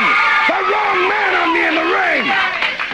He can do no wrong in the state of Georgia. They allow him to do exactly what he wants to do. Well, let me tell you something, Rich. In the Omni, I'm going to do exactly what I want to do. That's a promise. Of course, Harley Race pointing out he wasn't the legal man in that finish, which was true. Harley doesn't run from situations, Jamie. He says he's here to eliminate one. He will break Tommy Rich tomorrow night in the Omni. I loved Harley here. Might have been our first angry Harley Race promo we've heard all year here in Georgia, as Gordon Solie mentions that Tommy Rich, he's defeated Race once before, but Race does one better. He makes sure to say that, no, Tommy's beat Harley twice now. Gets a huge pop. Master class promo here from Harley Race, knowing exactly what to say to get the big pop from the fans, adding more momentum for Tommy Rich heading into the Omni. Hey, they only had 24 hours to build up a gate for this show. I thought Harley did a great job with this promo. So bringing Harley in, I mean, this is a fantastic interview. And to go back and to once again, you believe Harley Race was real. I'm starting to become a smart fan at this point. I'm far from it. But at least when it came to the title matches, you know, you had your doubts. Maybe the title matches are real. Maybe something else is going on in the other matches. But the title matches are real. And Harley Race was real. Oh, no doubt about it. They bring in the world champion. It's a battle of world champions. You really, that's your backstory. And you have one segment on the entire show. I'm not saying they couldn't have booked more segments on the show, but we have this one segment to sell the entire match for tomorrow night at the Omni, your main event. And they do a great job. Tommy Rich pins the world champion on TV. Harley Race, you know, he has the argument, I wasn't the legal man. And then Harley just cutting a very pissed off promo, and I loved it. I don't know if you caught it, but I caught it. He called DiBiase DeBiase. Yeah, I've heard Harley mispronounce a name or two in his time. And he also, when he said all the challengers, you know, there was one guy that was missing there that never gets left out when they're talking about challengers for the world title. Who you talking about, baby? You got it, baby. and it just about, well, I forget what the date was. Let's say just about 18 days, baby. The world will be right all over again. Good to know. As TBS wrestling action goes on, Robert Gibson picking up a win here over Ole Anderson back in Georgia. Don't get all crazy, guys. It was by disqualification. You have to think Ole probably grabbed hold of an arm bar. Maybe Gibson made it to the ropes and Ole wouldn't release. I'm just making stuff up here, guys, trying to figure out how the DQ came about, but seems logical. Yeah, that's what I would go with. He probably didn't break a hold. Either that or he just pounded, you know, he said, oh, yeah, Brody, watch a real professional come out here. Poor Robert Gibson, who's done pretty well for himself on the underneath here. Really looks and like there you go. You already mentioned Robert might have got his condition from Brody. Maybe he got it from Ole in this match. You never know. So coming out of that matchup, Ole never one to shy away from a few words, standing by right now with Gordon Solie. The teams you'll find anywhere. I tell you what, people have been talking a long time. When are the Anderson brothers going to get a chance to go with the Freebirds? Put the Freebirds and the Andersons in a match. Are you listening at home? Well, listen up good, because it's going to happen. Tomorrow, the Freebirds and the Andersons in the same ring at the same time. You might be talking about Ole going home, but Ole's coming right here. He's coming back to Georgia. And it's just not a match. Gene and I wanted to make sure that the winner, undisputed winner, would be declared tomorrow. And that's exactly what's going to happen. A cage, 10-foot steel chain link fence is going to be around that ring tomorrow. And Ole Anderson making the proclamation that Ole is coming back to Georgia. So clearly with the changing of bookers comes the changing of several matches now at the upcoming Omni card. Last week we learned Tommy Rich and DiBiase scheduled against the Birds in the Cage. Perhaps the final revenge match, you would have to think. Enter new booker George Scott, who may have been influenced by Ole Anderson here. as Rich. Do you think? Well, maybe just a little. As Rich and DiBiase now out of that cage match. We've already learned that. So I was kind of wondering, what are they going to do with the Birds, Jamie? Well, here it is. The Andersons, the Minnesota Wrecking Crew, Ole and Gene Anderson, now the challengers or the opponents for the Freebirds in the battle of perhaps the two most hated heel teams in Georgia history, which sounds cool, but still, I'm not a huge fan of the major change just 24 hours out. Couldn't it have waited to the next Omni card? Well, yeah, you would have thought they would have saved that for a build-up, but if you're just trying to get that quick walk-up gate, what better than a battle of two teams that you hate that you just want to go see in a steel cage destroy each other? I'm sure that's how Ole sold it to get himself on that card in quick fashion. Oh, absolutely. And like I said before, I'm an Ole guy. I believed Ole was real. Sure. For good reason. Even when I met Ole, I thought Ole was real. He's one of those guys, that's for sure. He actually turned out to be a real nice guy. But when don't let him hear you say that. But when Chris Cruz introduced him to me, and he said, "Ole, this is Jammie Ward. He's a friend of wrestling." Ole gave me a real handshake, not the kayfabe handshake. Hey, very, very nice to meet you. You know, thanks for being a supporter of us. And I said, "Yeah, I've been watching you since '81." And he said, "Hey, that's real nice of you to do that. And I appreciate you coming to the show tonight. And hey, nice to meet you. I got to get going." Very pleasant guy. Yeah, Bob Roop shared. You know, I got some Bob Roop stories coming up on Ole Anderson. So stay tuned for those guys on Bob Roop's upcoming podcast, The Wrestling Stoop. He was talking all about Ole. We haven't gotten too much into it yet on the show. Few stories off air, but a lot of fun Ole Anderson stories coming very soon. Oh, I can't wait to listen to the Bob Roop show once you have that going. I mean, I've heard Roop on a couple other podcasts, and the guy seems like a straight shooter to me. So this is going to be very interesting. Absolutely. I've had a lot of fun. We've got a couple of shows in the books, many, many, many more to come. A million stories to go, guys. Looking forward to more of that very soon. Each and every week, the Wrestling Stoop with Bob Roop here on the WrestleCopia Podcast Network. But right now, it's regional wrestling as we continue on here with May the 30th television.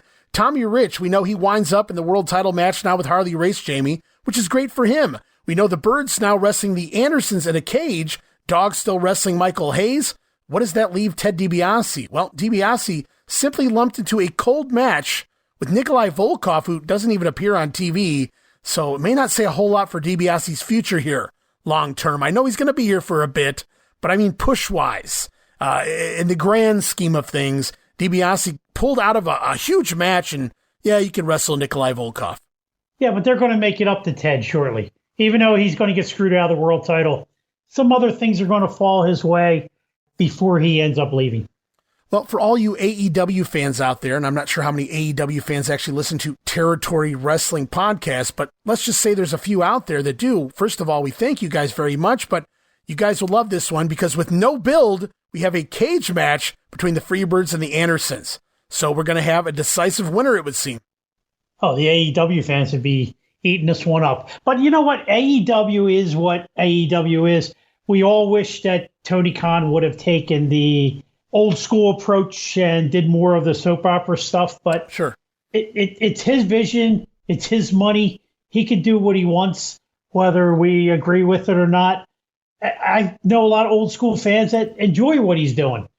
I know a lot of old school fans that aren't. I blow through it each week. I'm not overly enthused, but every now and then I'll catch some stuff that, will not make me fast forward through the match and just wait for the end. Well, I mean, I just want to see them thrive, and I feel like they're kind of stagnant right now based on that whole not having storylines, built up type situations. But I do know there's a lot of people that enjoy what they're putting out there, so I'm not trying to knock anything. It's not my cup of tea right now anyway, but I just want to see them stay in business and create competition. I want guys to be able to make money, and I want that competition. I loved growing up watching various promotions, Jamie. Remember growing up when we liked them all? It wasn't a big war for the fans. Well, that's because everybody worked together. There you go. We learned, though, scheduled up next is Ken Patera to close out hour number 1. Kenny not only plans another feat of strength this week, but afterwards he has signed a contract to take on not 1, not 2, but 3 separate opponents here today. Pretty ballsy. In succession, Jamie. Yeah, and this is a very well put together. Whoever thought of this, well, I guess it would have been George Scott possibly. This really puts Patera over big time. Yeah, I was thinking back, before we get into the angle, I was thinking back, trying to think if they did something similar to this throughout George Scott's Mid-Atlantic booking tenure, and it's possible because he was there for such a long time. I just couldn't come up with anything, but really fun here right now. We're going to get going, guys, with Ken Patera here in a promo talking about his upcoming feat of strength heading into 3 matches. Contracts to meet 3 opponents in a row. Come on, baby! Everybody wants to see the world's strongest man do his thing. Last week it was an iron steel bar bent around my neck, right? And I promised the people out there that each week I would do something different. Well, this week, everybody talks about driving nails through boards. Well, I've done that too. I found something that was a little more difficult, driving a screwdriver through some solid oak board. How many people have done that? Nobody to my knowledge. So I'm going to treat you people to that. I've been talking to the promoters about my talent on TV matches. I haven't been able to get competition. The talent is lousy. A bunch of bums. So what did Ken Patera do? I went out, signed 3 open contracts, lined them up. Whoever wants to put their name on there is welcome to it. Well, that could mean Tommy Rich, Ted DiBiase, I don't care who it is. Harley Race, Wahoo McDaniels, anybody. I don't care. And I'm going to whip them like dirty yard dogs on national TV just the way they deserve to be whipped. Well, may we see this exactly what do you intend to do now with this feat of strength, sir? How about everybody getting up close, huh? These are solid oak boards. Here's a screwdriver. And I'm going to attempt and succeed at driving these through. First, I'll go 1 board and then 2. All right, let's watch this very, very carefully now. Come up here, baby. All right, baby. Well, he did it indeed. He did it indeed. And now, I'll try 2 solid oak boards. To my knowledge, nobody's ever done this. And I'm not going to come out here and do something that I know nobody else can do. Well, let's just, if I may, can we just take a look at the board so the people can understand? As you can see, there are no holes of any kind. I'd just like to attest to the verification. That's equivalent to a 2x4. May I stress it takes a great deal of concentration. A lot of people have the strength to do it, but they're unable to do it because they don't have it up here, baby. Well, he's going to attempt it again. Watch him carefully. Well, he drove it all the way through. It went through at the same time to prove that they're oak boards. Look at the screwdriver. What happened to it, Gordon? Yeah, it's the whole shaft is bent, and it did. It came all the way through it. There's no question about that. All right. Is that a feat of strength? That is. Bending a solid steel spike at the same time driving through 2 oak boards. Now, where's the competition here, huh? I want some competition! Well, you have a match in the ring, and... Hey, where's my competition? They all chickened out. 3 open contracts for the man. But nobody wants to taste the man's wrath. Well, all right, I'll tell you what. Zane Hickey is out there. Afternoon. So there it was, Kenny Patera driving not nails, but rather a screwdriver through oak boards. Does it through 1, then he stacks them up and does it through 2 at the same time. Not, again, like you said, Jamie, not gimmicked. Oh, no, not at all. And damn, is this impressive. No, the boards do not split. They're clearly solid oak boards, and he just drills the screwdriver so hard through the boards that it actually bends. Yeah, I was just about to say that. He actually bends a screwdriver. And now he's about to go in the ring and fight 3 men in a row. 3 in a row? But then again, he is a George Scott guy. Look at all the time Patera spent in Mid-Atlantic. Right, you're right. Absolutely. And I'm sure maybe he would have been in the WWF, Speaking of Mid-Atlantic, have you had any luck finding any Ken Patera Ric Flair matches? No, I don't know if it was John. It's been so many weeks now since we discussed that, so I hate to quote the wrong person.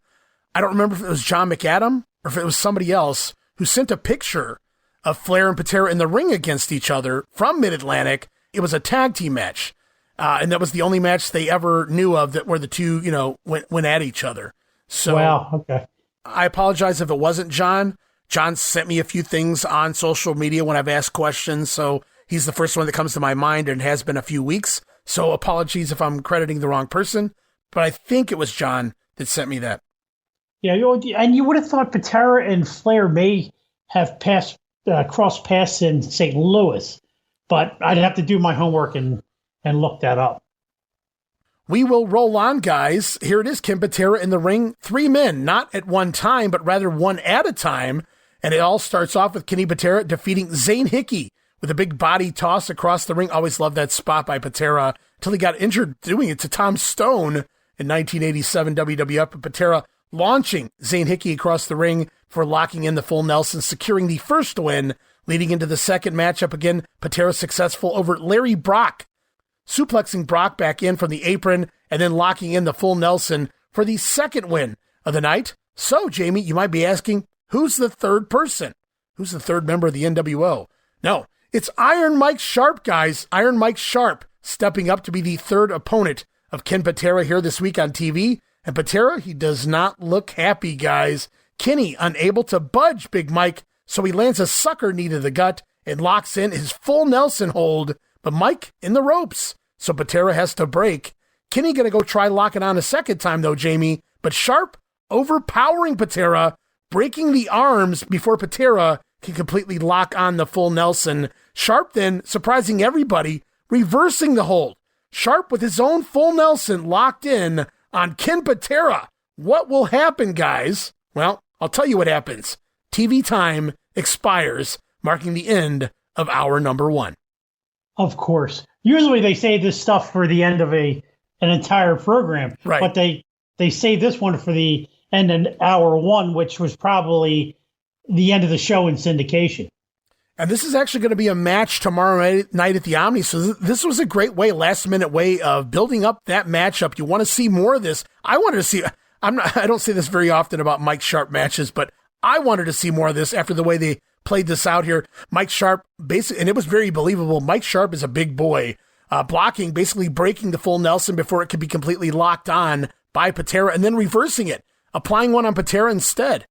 And we were talking a few weeks ago how Patera had to be a little ticked off that Sharp was using his move, right? Yes. on his first week in the territory. That's right. Yep.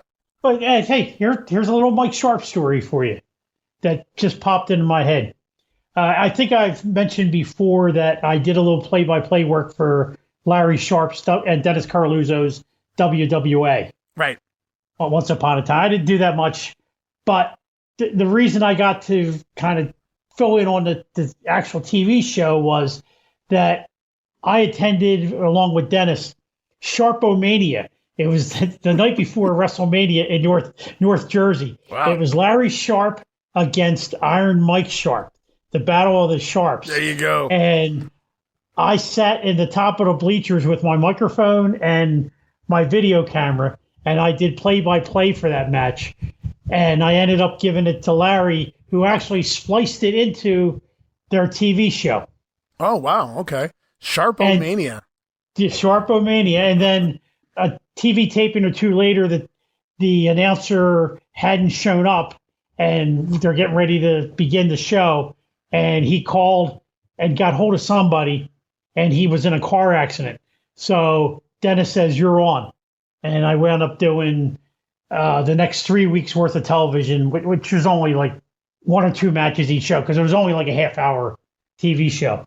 So out there somewhere on YouTube probably is me doing Sharpomania and a couple of the WWA TV shows. Well, there's another Mike Sharp match I have to see, not just because of you, because I just really got to see Sharpomania. What happens?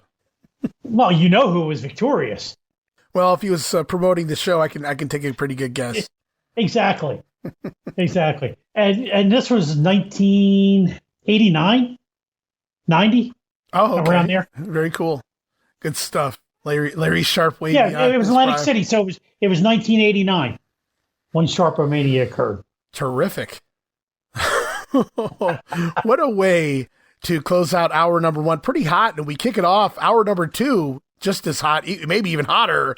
What a way to kick it off, guys, the second hour. It's the return, darling, of Austin Idol. Obviously, he really needs no introduction. I'm referring, of course, to Austin Idol. Darling, the Idol is back in as you can hear and see for yourself that I have not been forgotten. You know, that's why the promoters here called me, and they sent out a distress call from the Caribbean islands where I was on vacation. They said, distress, this is SOS, save our ship. And that ship being Georgia Championship Wrestling, they said, please come back to Georgia and pack the arenas like you used to. And that's why all the promoters around the country, not only here in Georgia, darling, but the promoters there in the Mid-Atlantic Wrestling, in the Worldwide Wrestling area, and in the Southwest Sports area in Dallas, Texas, are all clamoring, literally begging and pleading to get the heartthrob back in the arenas and pack them like I used to. And remember one thing like I always said, there's only one Caesar in Rome, darling, and there's only one Caesar in wrestling, and you're looking at him, and I've got one thing to say.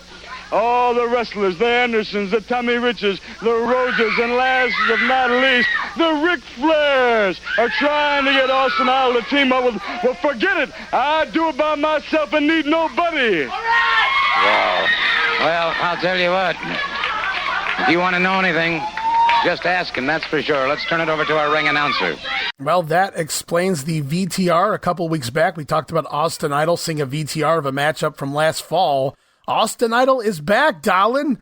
They called upon him while he was on vacation down in the IWL, or Sunbelt, or whatever it was. Apparently, Georgia was losing its ass, Jamie, at the house shows, and the ratings were in the tank.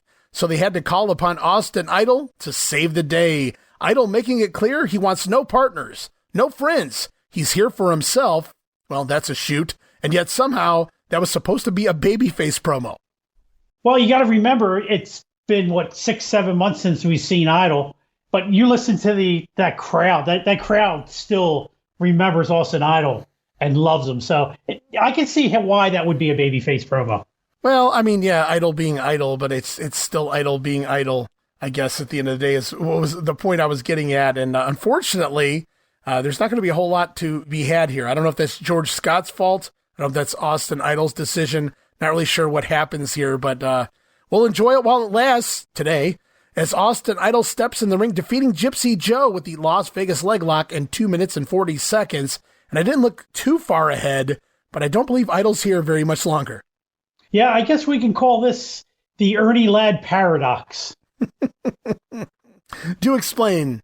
You know, Ernie came in for one show. We didn't see Ernie again for a year. We never see Buck Robley again. Ever. And Austin Idol, we're not going to, I mean, he's here. I don't think he appears on another TV show. He does not. After this, and we don't see him again until October. Yeah, he came in for that Columbus, Ohio show, which was kind of like the big deal show. He probably got paid pretty good there, especially in his matchup against the Birds. And then he's here making this promo, proclaiming himself back in the territory, and then he's gone. Yeah, maybe this was another, what do they call it, a casualty of war? Watts tells him, come on in, I'm going to pay you. And, you know, during the middle of that week that he shows up here, you know, they're switching bookers, and Scott says, well, you can work the one show, and then I don't need you anymore. Well, one thing's for sure. If Austin Idol didn't get the pay he was promised, he wasn't sticking around. Right, exactly. So he probably got stiffed a little bit, and hasta la vista, baby. You know, as the show goes on here, it was great to see Austin Idol. By the way, I popped for it. I marked out for it. I was a huge Austin Idol fan as a kid. Still am to a degree.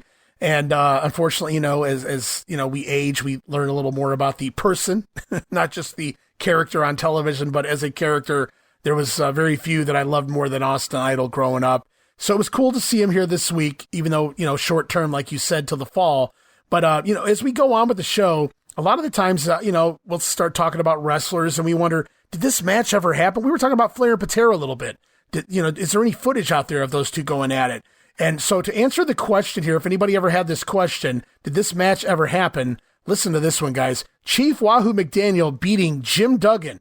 Now, we know he's not Hacksaw yet, but still kind of cool to see Wahoo in there with Jim Duggan, two former footballers, in a battle of some real hosses. The finish going to see Duggan bust out a leapfrog, but he turns around right into the big Wahoo chop, and McDaniel going to score the win, 4 minutes and 10 seconds. Duggan putting on some beef as of late as well, Jamie, getting a little bigger, really fine-tuning his look, but also getting better and better with each passing week. A good little quiet run here in 1981 Georgia really helped Jim Duggan. And he's not done. He's going to be around for in and out for the rest of the year. he sticks around for a little while longer. I know that for sure. But also with this match with Wahoo, we're back to the Ernie Ladd paradox again because we don't see Wahoo again for a while. That's right. And he's actually scheduled for the Omni, but we'll talk more about that when we get to the Omni here in just a couple minutes. As we continue on with the show, one more soundbite this week. This time, it's a promo from Bruiser Brody. Join me here. He's been running roughshod over opponents ever since he arrived here in the... You know, you got Indians around here, you got muscle men around here, and you got a bunch of silly-looking blondes imposing as men around here. Let me explain something to you. I made it real clear. Evidently, you want to sacrifice this young Bruce Reed for the job that nobody else can do. Well, it suits me. I know Bruce Reed from a long time ago. I beat him many times. And I'm telling you, he's going to be in the first match. He's going to be in the last match. And when I say the last match, I mean the last match in the state of Georgia.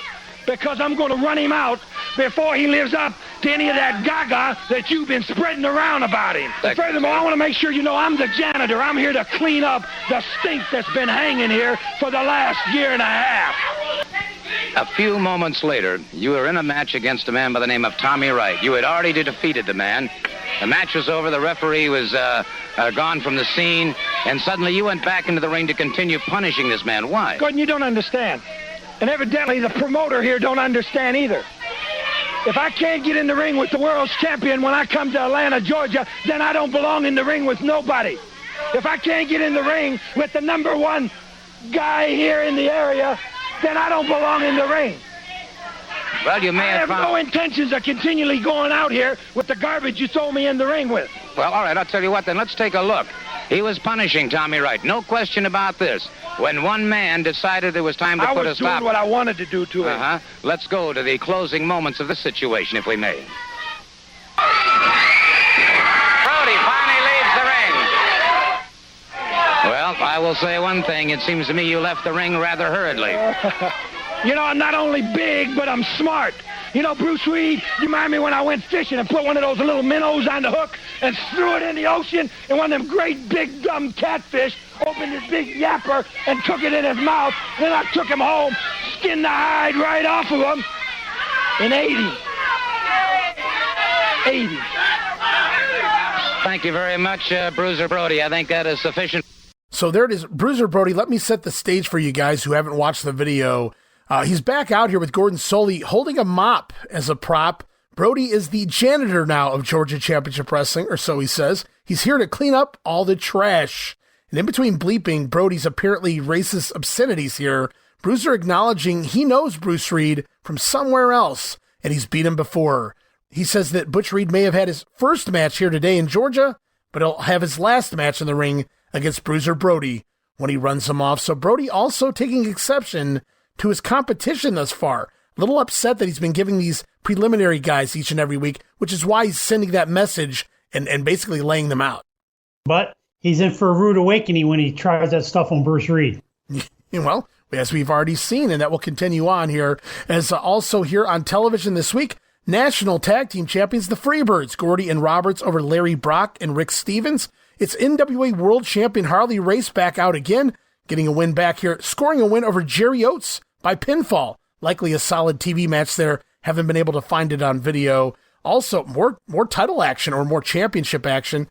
Champion in the ring, National Heavyweight Champion Steve-O. Still haven't heard a promo for Mr. Personality since his return, but it is Steve-O defeating Bruce Foster. And supposedly the top champion of the territory is Steve-O. He wins the belt, goes to Japan, Jamie, comes back, and thus far he's playing like fifth fiddle as a babyface.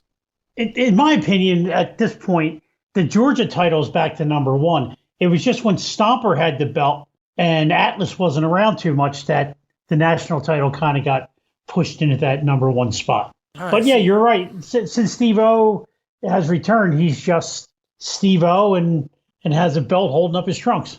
That's basically the way it's been after all of the work they were doing trying to build him up prior to. And I know, again, the bookers have changed a couple of times since, Steve-O was starting to get that push. But Well, we'll see how that plays out for Olszewski moving forward. As we close out TV this week, the final matchup sees Ricky Gibson go to a TV time limit draw against Bobby Eaton. Both hours, interestingly enough, ending in a draw. Another change in the booking, it would seem. We'll see if that becomes a weekly thing here on the booking. Hour number 1, of course, Mike Sharp, Kim Patera going to the TV time, and now Ricky Gibson, Bobby Eaton doing the same thing. Now, sadly, this is going to be Bobby Eaton, his run coming to an end here in the next couple of weeks. Yeah, he's had a nice 6-month run also. Yeah, Eaton's been here. He's been learning on the go, and obviously we know where his career goes from here, straight up to the top. So I'm sad that when we're going to lose him, but at least we know he's going to be utilized even better moving forward in other places. Yeah, so whatever he learned here was valuable training. It was certainly better than the Jet Set, I would have to imagine, with George Goulas as your partner. Poor George. So the Omni, Jamie, major matches changed. Buck Robley angle dropped. Felt like the Freebirds were on the back burner this week on TV, beyond getting Butch Reed over in the opening segment. All the while, Michael Hayes, he has a dog collar blow-off match with Junkyard Dog, who he has blinded twice now, coming up tomorrow night.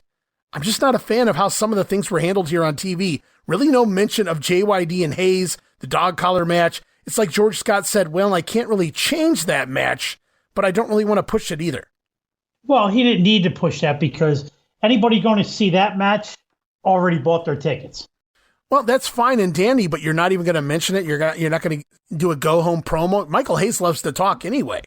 It's just really odd. I mean, I hate. But you know how some bookers were. They didn't want to acknowledge what was previous.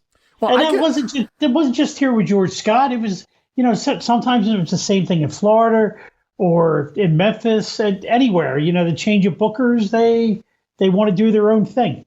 And they want to move on as quick as they can from what the last guy had set up. Sure, but it's just money. I don't know. I felt like you could have done something. Not talking about an angle. That story has already been told.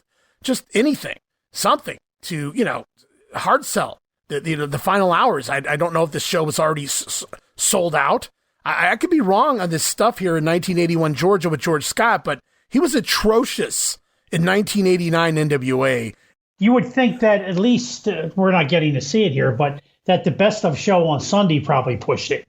I certainly hope something. Too little, too late, but you would imagine there was probably some kind of Michael Hayes interview that and the cage match. I got to wonder here. Maybe there's something going on. George Scott, like I said, he was not good in that short run with 89 and the NWA. His world-class stuff wasn't exactly lighting the world on fire either prior to that. I'm not even sure how much he really was booking during his WWF run versus maybe helping Vince in the office, bringing some of that talent in like a Ricky Steamboat and things. And I'm not saying George Scott didn't have a hand in the success of that magical Jim Crockett Promotions run of the late 70s into the early 80s. Some say, he was intricate in that. Some say he simply had an insane roster of talent to work with and that anyone could have got that shit over, Jamie. But this booking in Georgia this week, it just felt like, okay, I'm the booker now, so we're just going to do what I want, and to hell with the stories that were already being told for months. And I'm going to push my guys over the guys that were already established here. And I'm not ripping on the talent that he's trying to, bring in quickly, the Andersons and things like that. It's just the abrupt changes. I'm not a fan. Yeah, well, maybe George and Watts never got along. Maybe there's something, along those lines. I mean, as far as George Scott later on, I'm a conspiracy theorist. I think Vince hired him to destroy both places. Oh, I see. Well, that's a good conspiracy theory. I would have to think, but yeah, I don't know, man. I don't mind the matches. It's just like, dude, you got another Omni show in another 2 or 3 weeks. Let's save some of it for there and let's do the right thing and blow this shit off, especially for your fans. Obviously something happened during the course of that week. Sure. To have Scott take over earlier. Did Barnett and Watts maybe have a few words going out the door?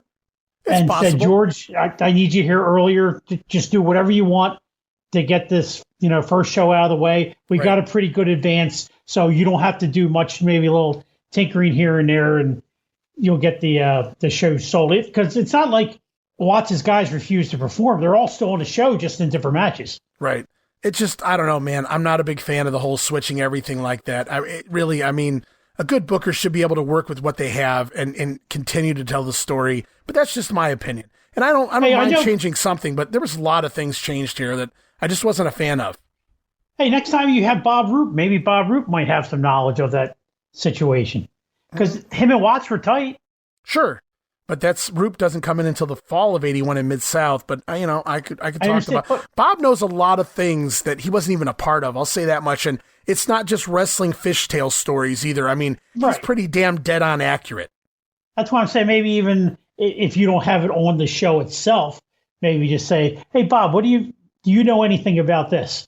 About the switch from Watts to Scott? Maybe he can fill you in a hole there. Yeah, if he's ever heard the story, I'm sure he remembers it, man. He never forgets. So we're going to finish up here, guys. A couple of cards. First, May the 30th, the night of this TBS program, Chattanooga, Tennessee at the Memorial Auditorium. I don't have results, but on the card, it was Robert Gibson against Gypsy Joe, Jerry Oates taking on Brian St. John, Bobby Eaton going up against Mike Sharp, and in the main event, it was the Freebirds taking on Ricky Gibson and Wildfire Tommy Rich. As we fast forward, one more show to look at here, Jamie, before we close out the night. May the 31st, Atlanta, Georgia, in the Omni. And in the opener, going to see Robert and Ricky Gibson team up to defeat the team of Bobby Eaton and the French Angel. Bruce Reed showing up to score a win over Big Jim Duggan. Hey, Battle of the Hacksaws early on. Also, listen to this one. National Heavyweight Champion Steve-O subbing for Wahoo McDaniel. Steve-O over Brian St. John, so likely not a title match. But how do you like that, Jamie? Your National Heavyweight Champion wasn't even booked on the Omni card. Oh, that's what I'm saying. The national title just wasn't that important at the time. I mean, the national title doesn't become important again until, spoiler, the Masked Superstar returns.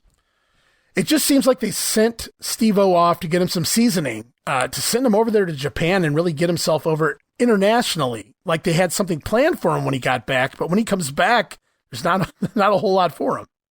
Yeah, now we got the change of bookers, and even before that, maybe Watts wasn't ready for him to come back. It very well could be. That maybe I'm reading too much into it. Maybe you're right. Maybe once everything changed up, maybe Steve-O was never intended for anything more than what's going on right now. It just seems really odd to me. I felt like they had some kind of momentum for him, whether he's really Mr. Personality or not. I don't know, man. Plus, it was Fuller's the one that gives him the push. Sure. And then they put the national title on him, kind of at the change of the Fuller Watts change, and Watts just rode with it. Yeah. And then Watts set him off. So maybe he just wasn't a Bill Watts kind of guy. Yeah, I'm not really sure how this works. I guess we'll just continue. And Watts didn't care about the national title because he had the Georgia title and the world title he was dealing with. Right. Plus, he had the Freebirds on top with the national or Georgia, whatever they wanted to call that tag team title that week. Sure, right. Exactly. So we get a rematch from TV here. Iron Mike Sharp defeating Ken Patera by disqualification. Also on the card, Ted DiBiase defeating Nikolai Volkov. And then here we go. Steel cage match as promised. The Minnesota Wrecking Crew, Ole and Gene Anderson, return to town and defeat the national tag team champion Fabulous Freebirds, Terry Gordy and Buddy Roberts inside the steel cage. God, I hope there's footage of that out there somewhere. I don't think there is. I'm guessing that was a non-title match, too. Non-title, right, because the Andersons do go over on the Freebirds here. Battle of the heel teams. Show goes on, though. There's more big action. Junkyard Dog, what a way to end the story here, defeating Michael Hayes in that dog collar match. So the Birds lose, tag team matchup, and then Michael Hayes turns around, loses to the Dog as well. The only way to do it. Just a bad night for the Freebirds. Well, Hayes went out and blew that $10,000 after the show. Went out in a blaze of glory for sure here. Oh, absolutely. And with Bill Watts gone, I'm assuming, without looking too far ahead, this is probably the end of the Junkyard Dog as well. He's headed back to the Mid-South full time. Yeah, I think maybe we might see one more appearance, if I remember correctly. But yeah, you don't see him on TV again. The action continues on. Another match we just learned about the prior day. Bruiser Brody, imagine this one, going to a no contest with Abdullah the Butcher. Brody repeatedly mentioned wrestling Abby on TV, but again, no build to this main event type matchup. Abby just randomly in here, no promotion, no build. Yes, people know the name, I get it, but still just odd that you would have a match like this without any real build. But here we go. Once you've heard it once, you've heard it 1,000 times. Brody and Abdullah going to a no contest. I mean, these guys could have wrestled blindfolded. And sure, they could have. Did I ever tell you about the, just a sidetrack one more time? So myself, Tom Robinson, and another guy named Eddie Gray went to a Davey O'Hannon show in Wildwood, New Jersey. Yeah. This is probably 86 or 87. And the main event was Brody Abdullah. And we're sitting up in the stands by ourselves. Show didn't draw that much. Don't you know they have to find their way right up where we are? Well, yeah, they got to find the fans. I guess because we were the only fans there. And they came right up at us, and we ran for our lives. It was a double juice fest and everything. I'm sure. So double DQ, show ends. So we decide we're going to be smart asses. We wait out in the parking lot for like 2 hours waiting for Abby and Brody to come out so we can try to get a picture or an autograph. Well, they come out with crazy Luke Graham, who worked the show, and they wind up getting into a Cadillac with Brody driving. Oh, my. They didn't look like they want to be bothered, so we ended up not approaching. However, Mr. Robinson says, hey, let's follow them. They're probably going back to Philly. Maybe we'll catch them at the airport. So we start following them out of Wildwood onto this old road. And, it's not well lit. Right. And we're the only two cars. Well, anyway, the caddy all of a sudden makes a left. And I'm saying to myself, boy, this can't be good. Well, we make the left with them. We get about 200 feet. The caddy stops. All three jump out of the car, start running at our car.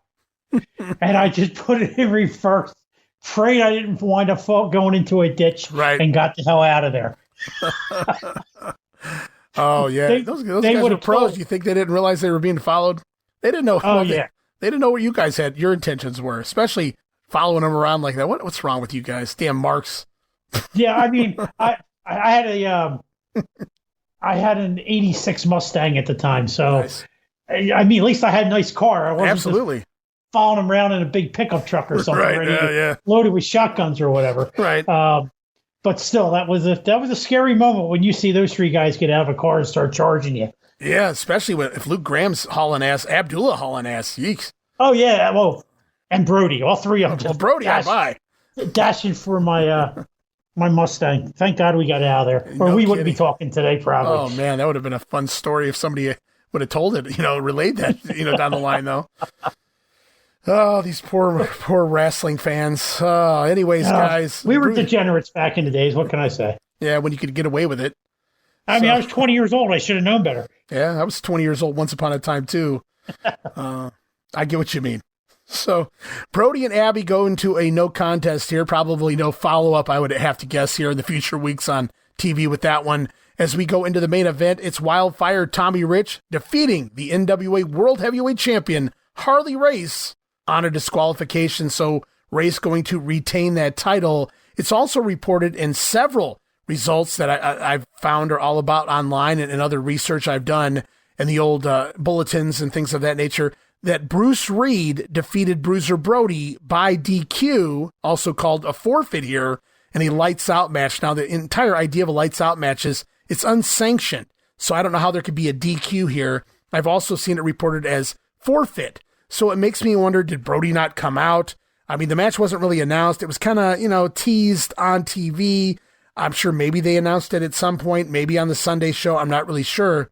Maybe Bruce Reed called out Brody, but it says forfeit. So I'm wondering, does Brody just not show up? Does he come out and, take a quick beating and take a bump through the ropes and just walk away? I'm not really sure what the end game was here for Butch Reed and Bruiser Brody, but it's reportedly a matchup to some degree with Bruce Reed scoring the forfeiture win. My guess is that Brody gets his ass kicked a little bit and runs off. Yeah, that's, the old Lou Albano gimmick there. and him and Reed were, as I'm speculating anyway, he probably had something to do with Reed getting booked here. Yeah, well, it's like you said. You said the so same this thing. way he could put Reed over without doing a job for him. Without having to do too much there, yeah. Absolutely. Makes sense. And so there it is. It's another Omni card in the books, another month in the books. The month of May now behind us. We're heading into the month of June, Jamie, as we move forward. And things continue to change even more. Oh, they will change with the new booker in town. New talent coming in almost constantly now at this point, and a lot of talent here still at the same time. So going to be very interesting the summer of 1981. Yeah, I can't wait till the two of us get together again and do it one more time. Absolutely. We're going to wrap it up here this week, guys. I know we ran a little long. We tend to do that, Jamie. We start talking and lots of just a fun time to be had. But I just appreciate you making the time and being able to get another show in the books here. Georgia Championship Wrestling 81, always a great time. And it's one of the highlights of my month.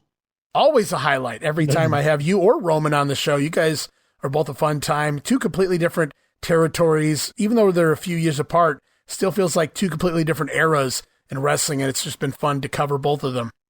Yeah, and you get two different kind of guys. You get the crazy guy in May, and you get the nice level-headed Roman. Very subdued, but very he's subdued very fun guy. Very fun to talk to.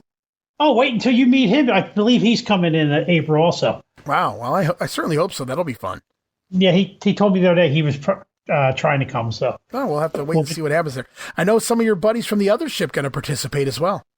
Oh, yeah. All those guys will be there also. And if you're wondering what we're talking about, Barry Rose is teaming up with Captain Nick Massey. Barry used to do the CWF Legends Fan Fest in Tampa. Right. Well, he has a new partner in Captain Nick Massey, and I believe they're calling it the Glory Days.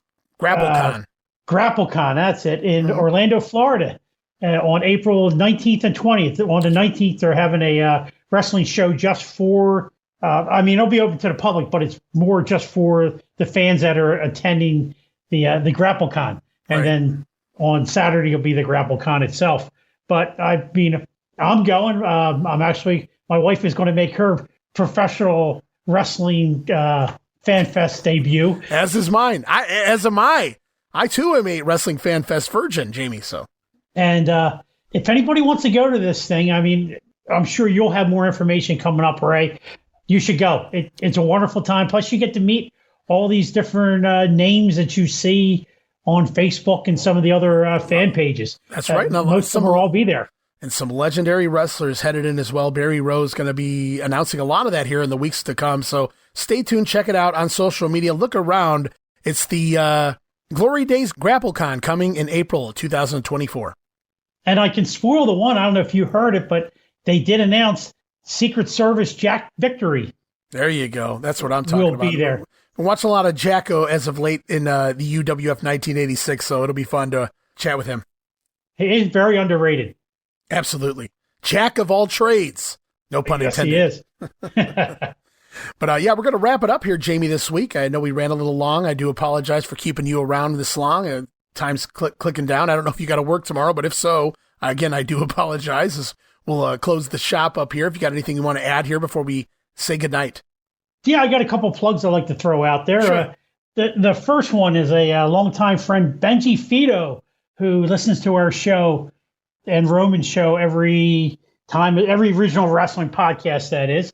Benji, in real life, is a disc jockey up in upstate New York, station 96.5 WCKM. And he's on every Saturday from 10 to 5 and Sunday 92.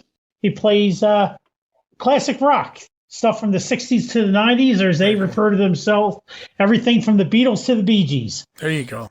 So if you're up in that upper state New York, see if you can catch Benji on 96.5 WCKM. And then the other people I'd like to plug is the Other Ship podcast, which I see you getting a little more involved in the Facebook page over there, which is a good thing, right? Sure. Yeah, it's a fun time. Yeah, we got Chris Spiker's the host, and then there's Drew Samuels and William Merriweather, along with producer extraordinaire Michael Herrick. Not only do they speak wrestling, the last couple shows, they covered horror movies, Halloween candy, fast food, sports movies, and this episode that just dropped on October 29th features yours truly. There we go. Back for another trip on the Other Ship, where we discuss Halloween Havoc over the years from '89 to 2001, and and I give my insightful commentary on some of the matches that occurred during those years. Not really insightful, but my commentary anyway. So the other ship have beamed you up yet again, Jammie Ward, for another show. Very cool to hear. Looking forward. But they let me back down so I could be back here with you, right? Well, I appreciate that. Long. Well, I appreciate that even more because I need you here as well. But yeah, guys, that's going to wrap it up here this week. Closing out the month of May, heading into June 1981 now in Georgia Championship Wrestling. Lots of big things ahead. Going to cover more TV, maybe another Omni card next time around. We'll have to wait and see how it goes. But Jammie, just want to say I appreciate you being here again, man, making the time for me. You always do. And looking forward to doing more of this very soon. My pleasure. And again, we're going to get more Ernie Ladd Paradox. So everybody stay tuned to find out who's next in the Ernie Ladd Paradox. Who's next, indeed. All right, guys, that's going to wrap it up here this week for Regional Rasslin. Want to thank Jammie Ward one more time. Closing out the month of May, you can expect more from Jammie in the weeks to come, as well as more from Roman Gomez, UWF 1986 right around the corner as well. And maybe another surprise on the way here as well on Regional Rasslin. Of course, I am your host, Ray Russell. You can follow me on Twitter at Rasslin Grenade. It's at RASSLIN Grenade. And we'll be back soon, guys, with more Regional Rasslin, where we talk the territories.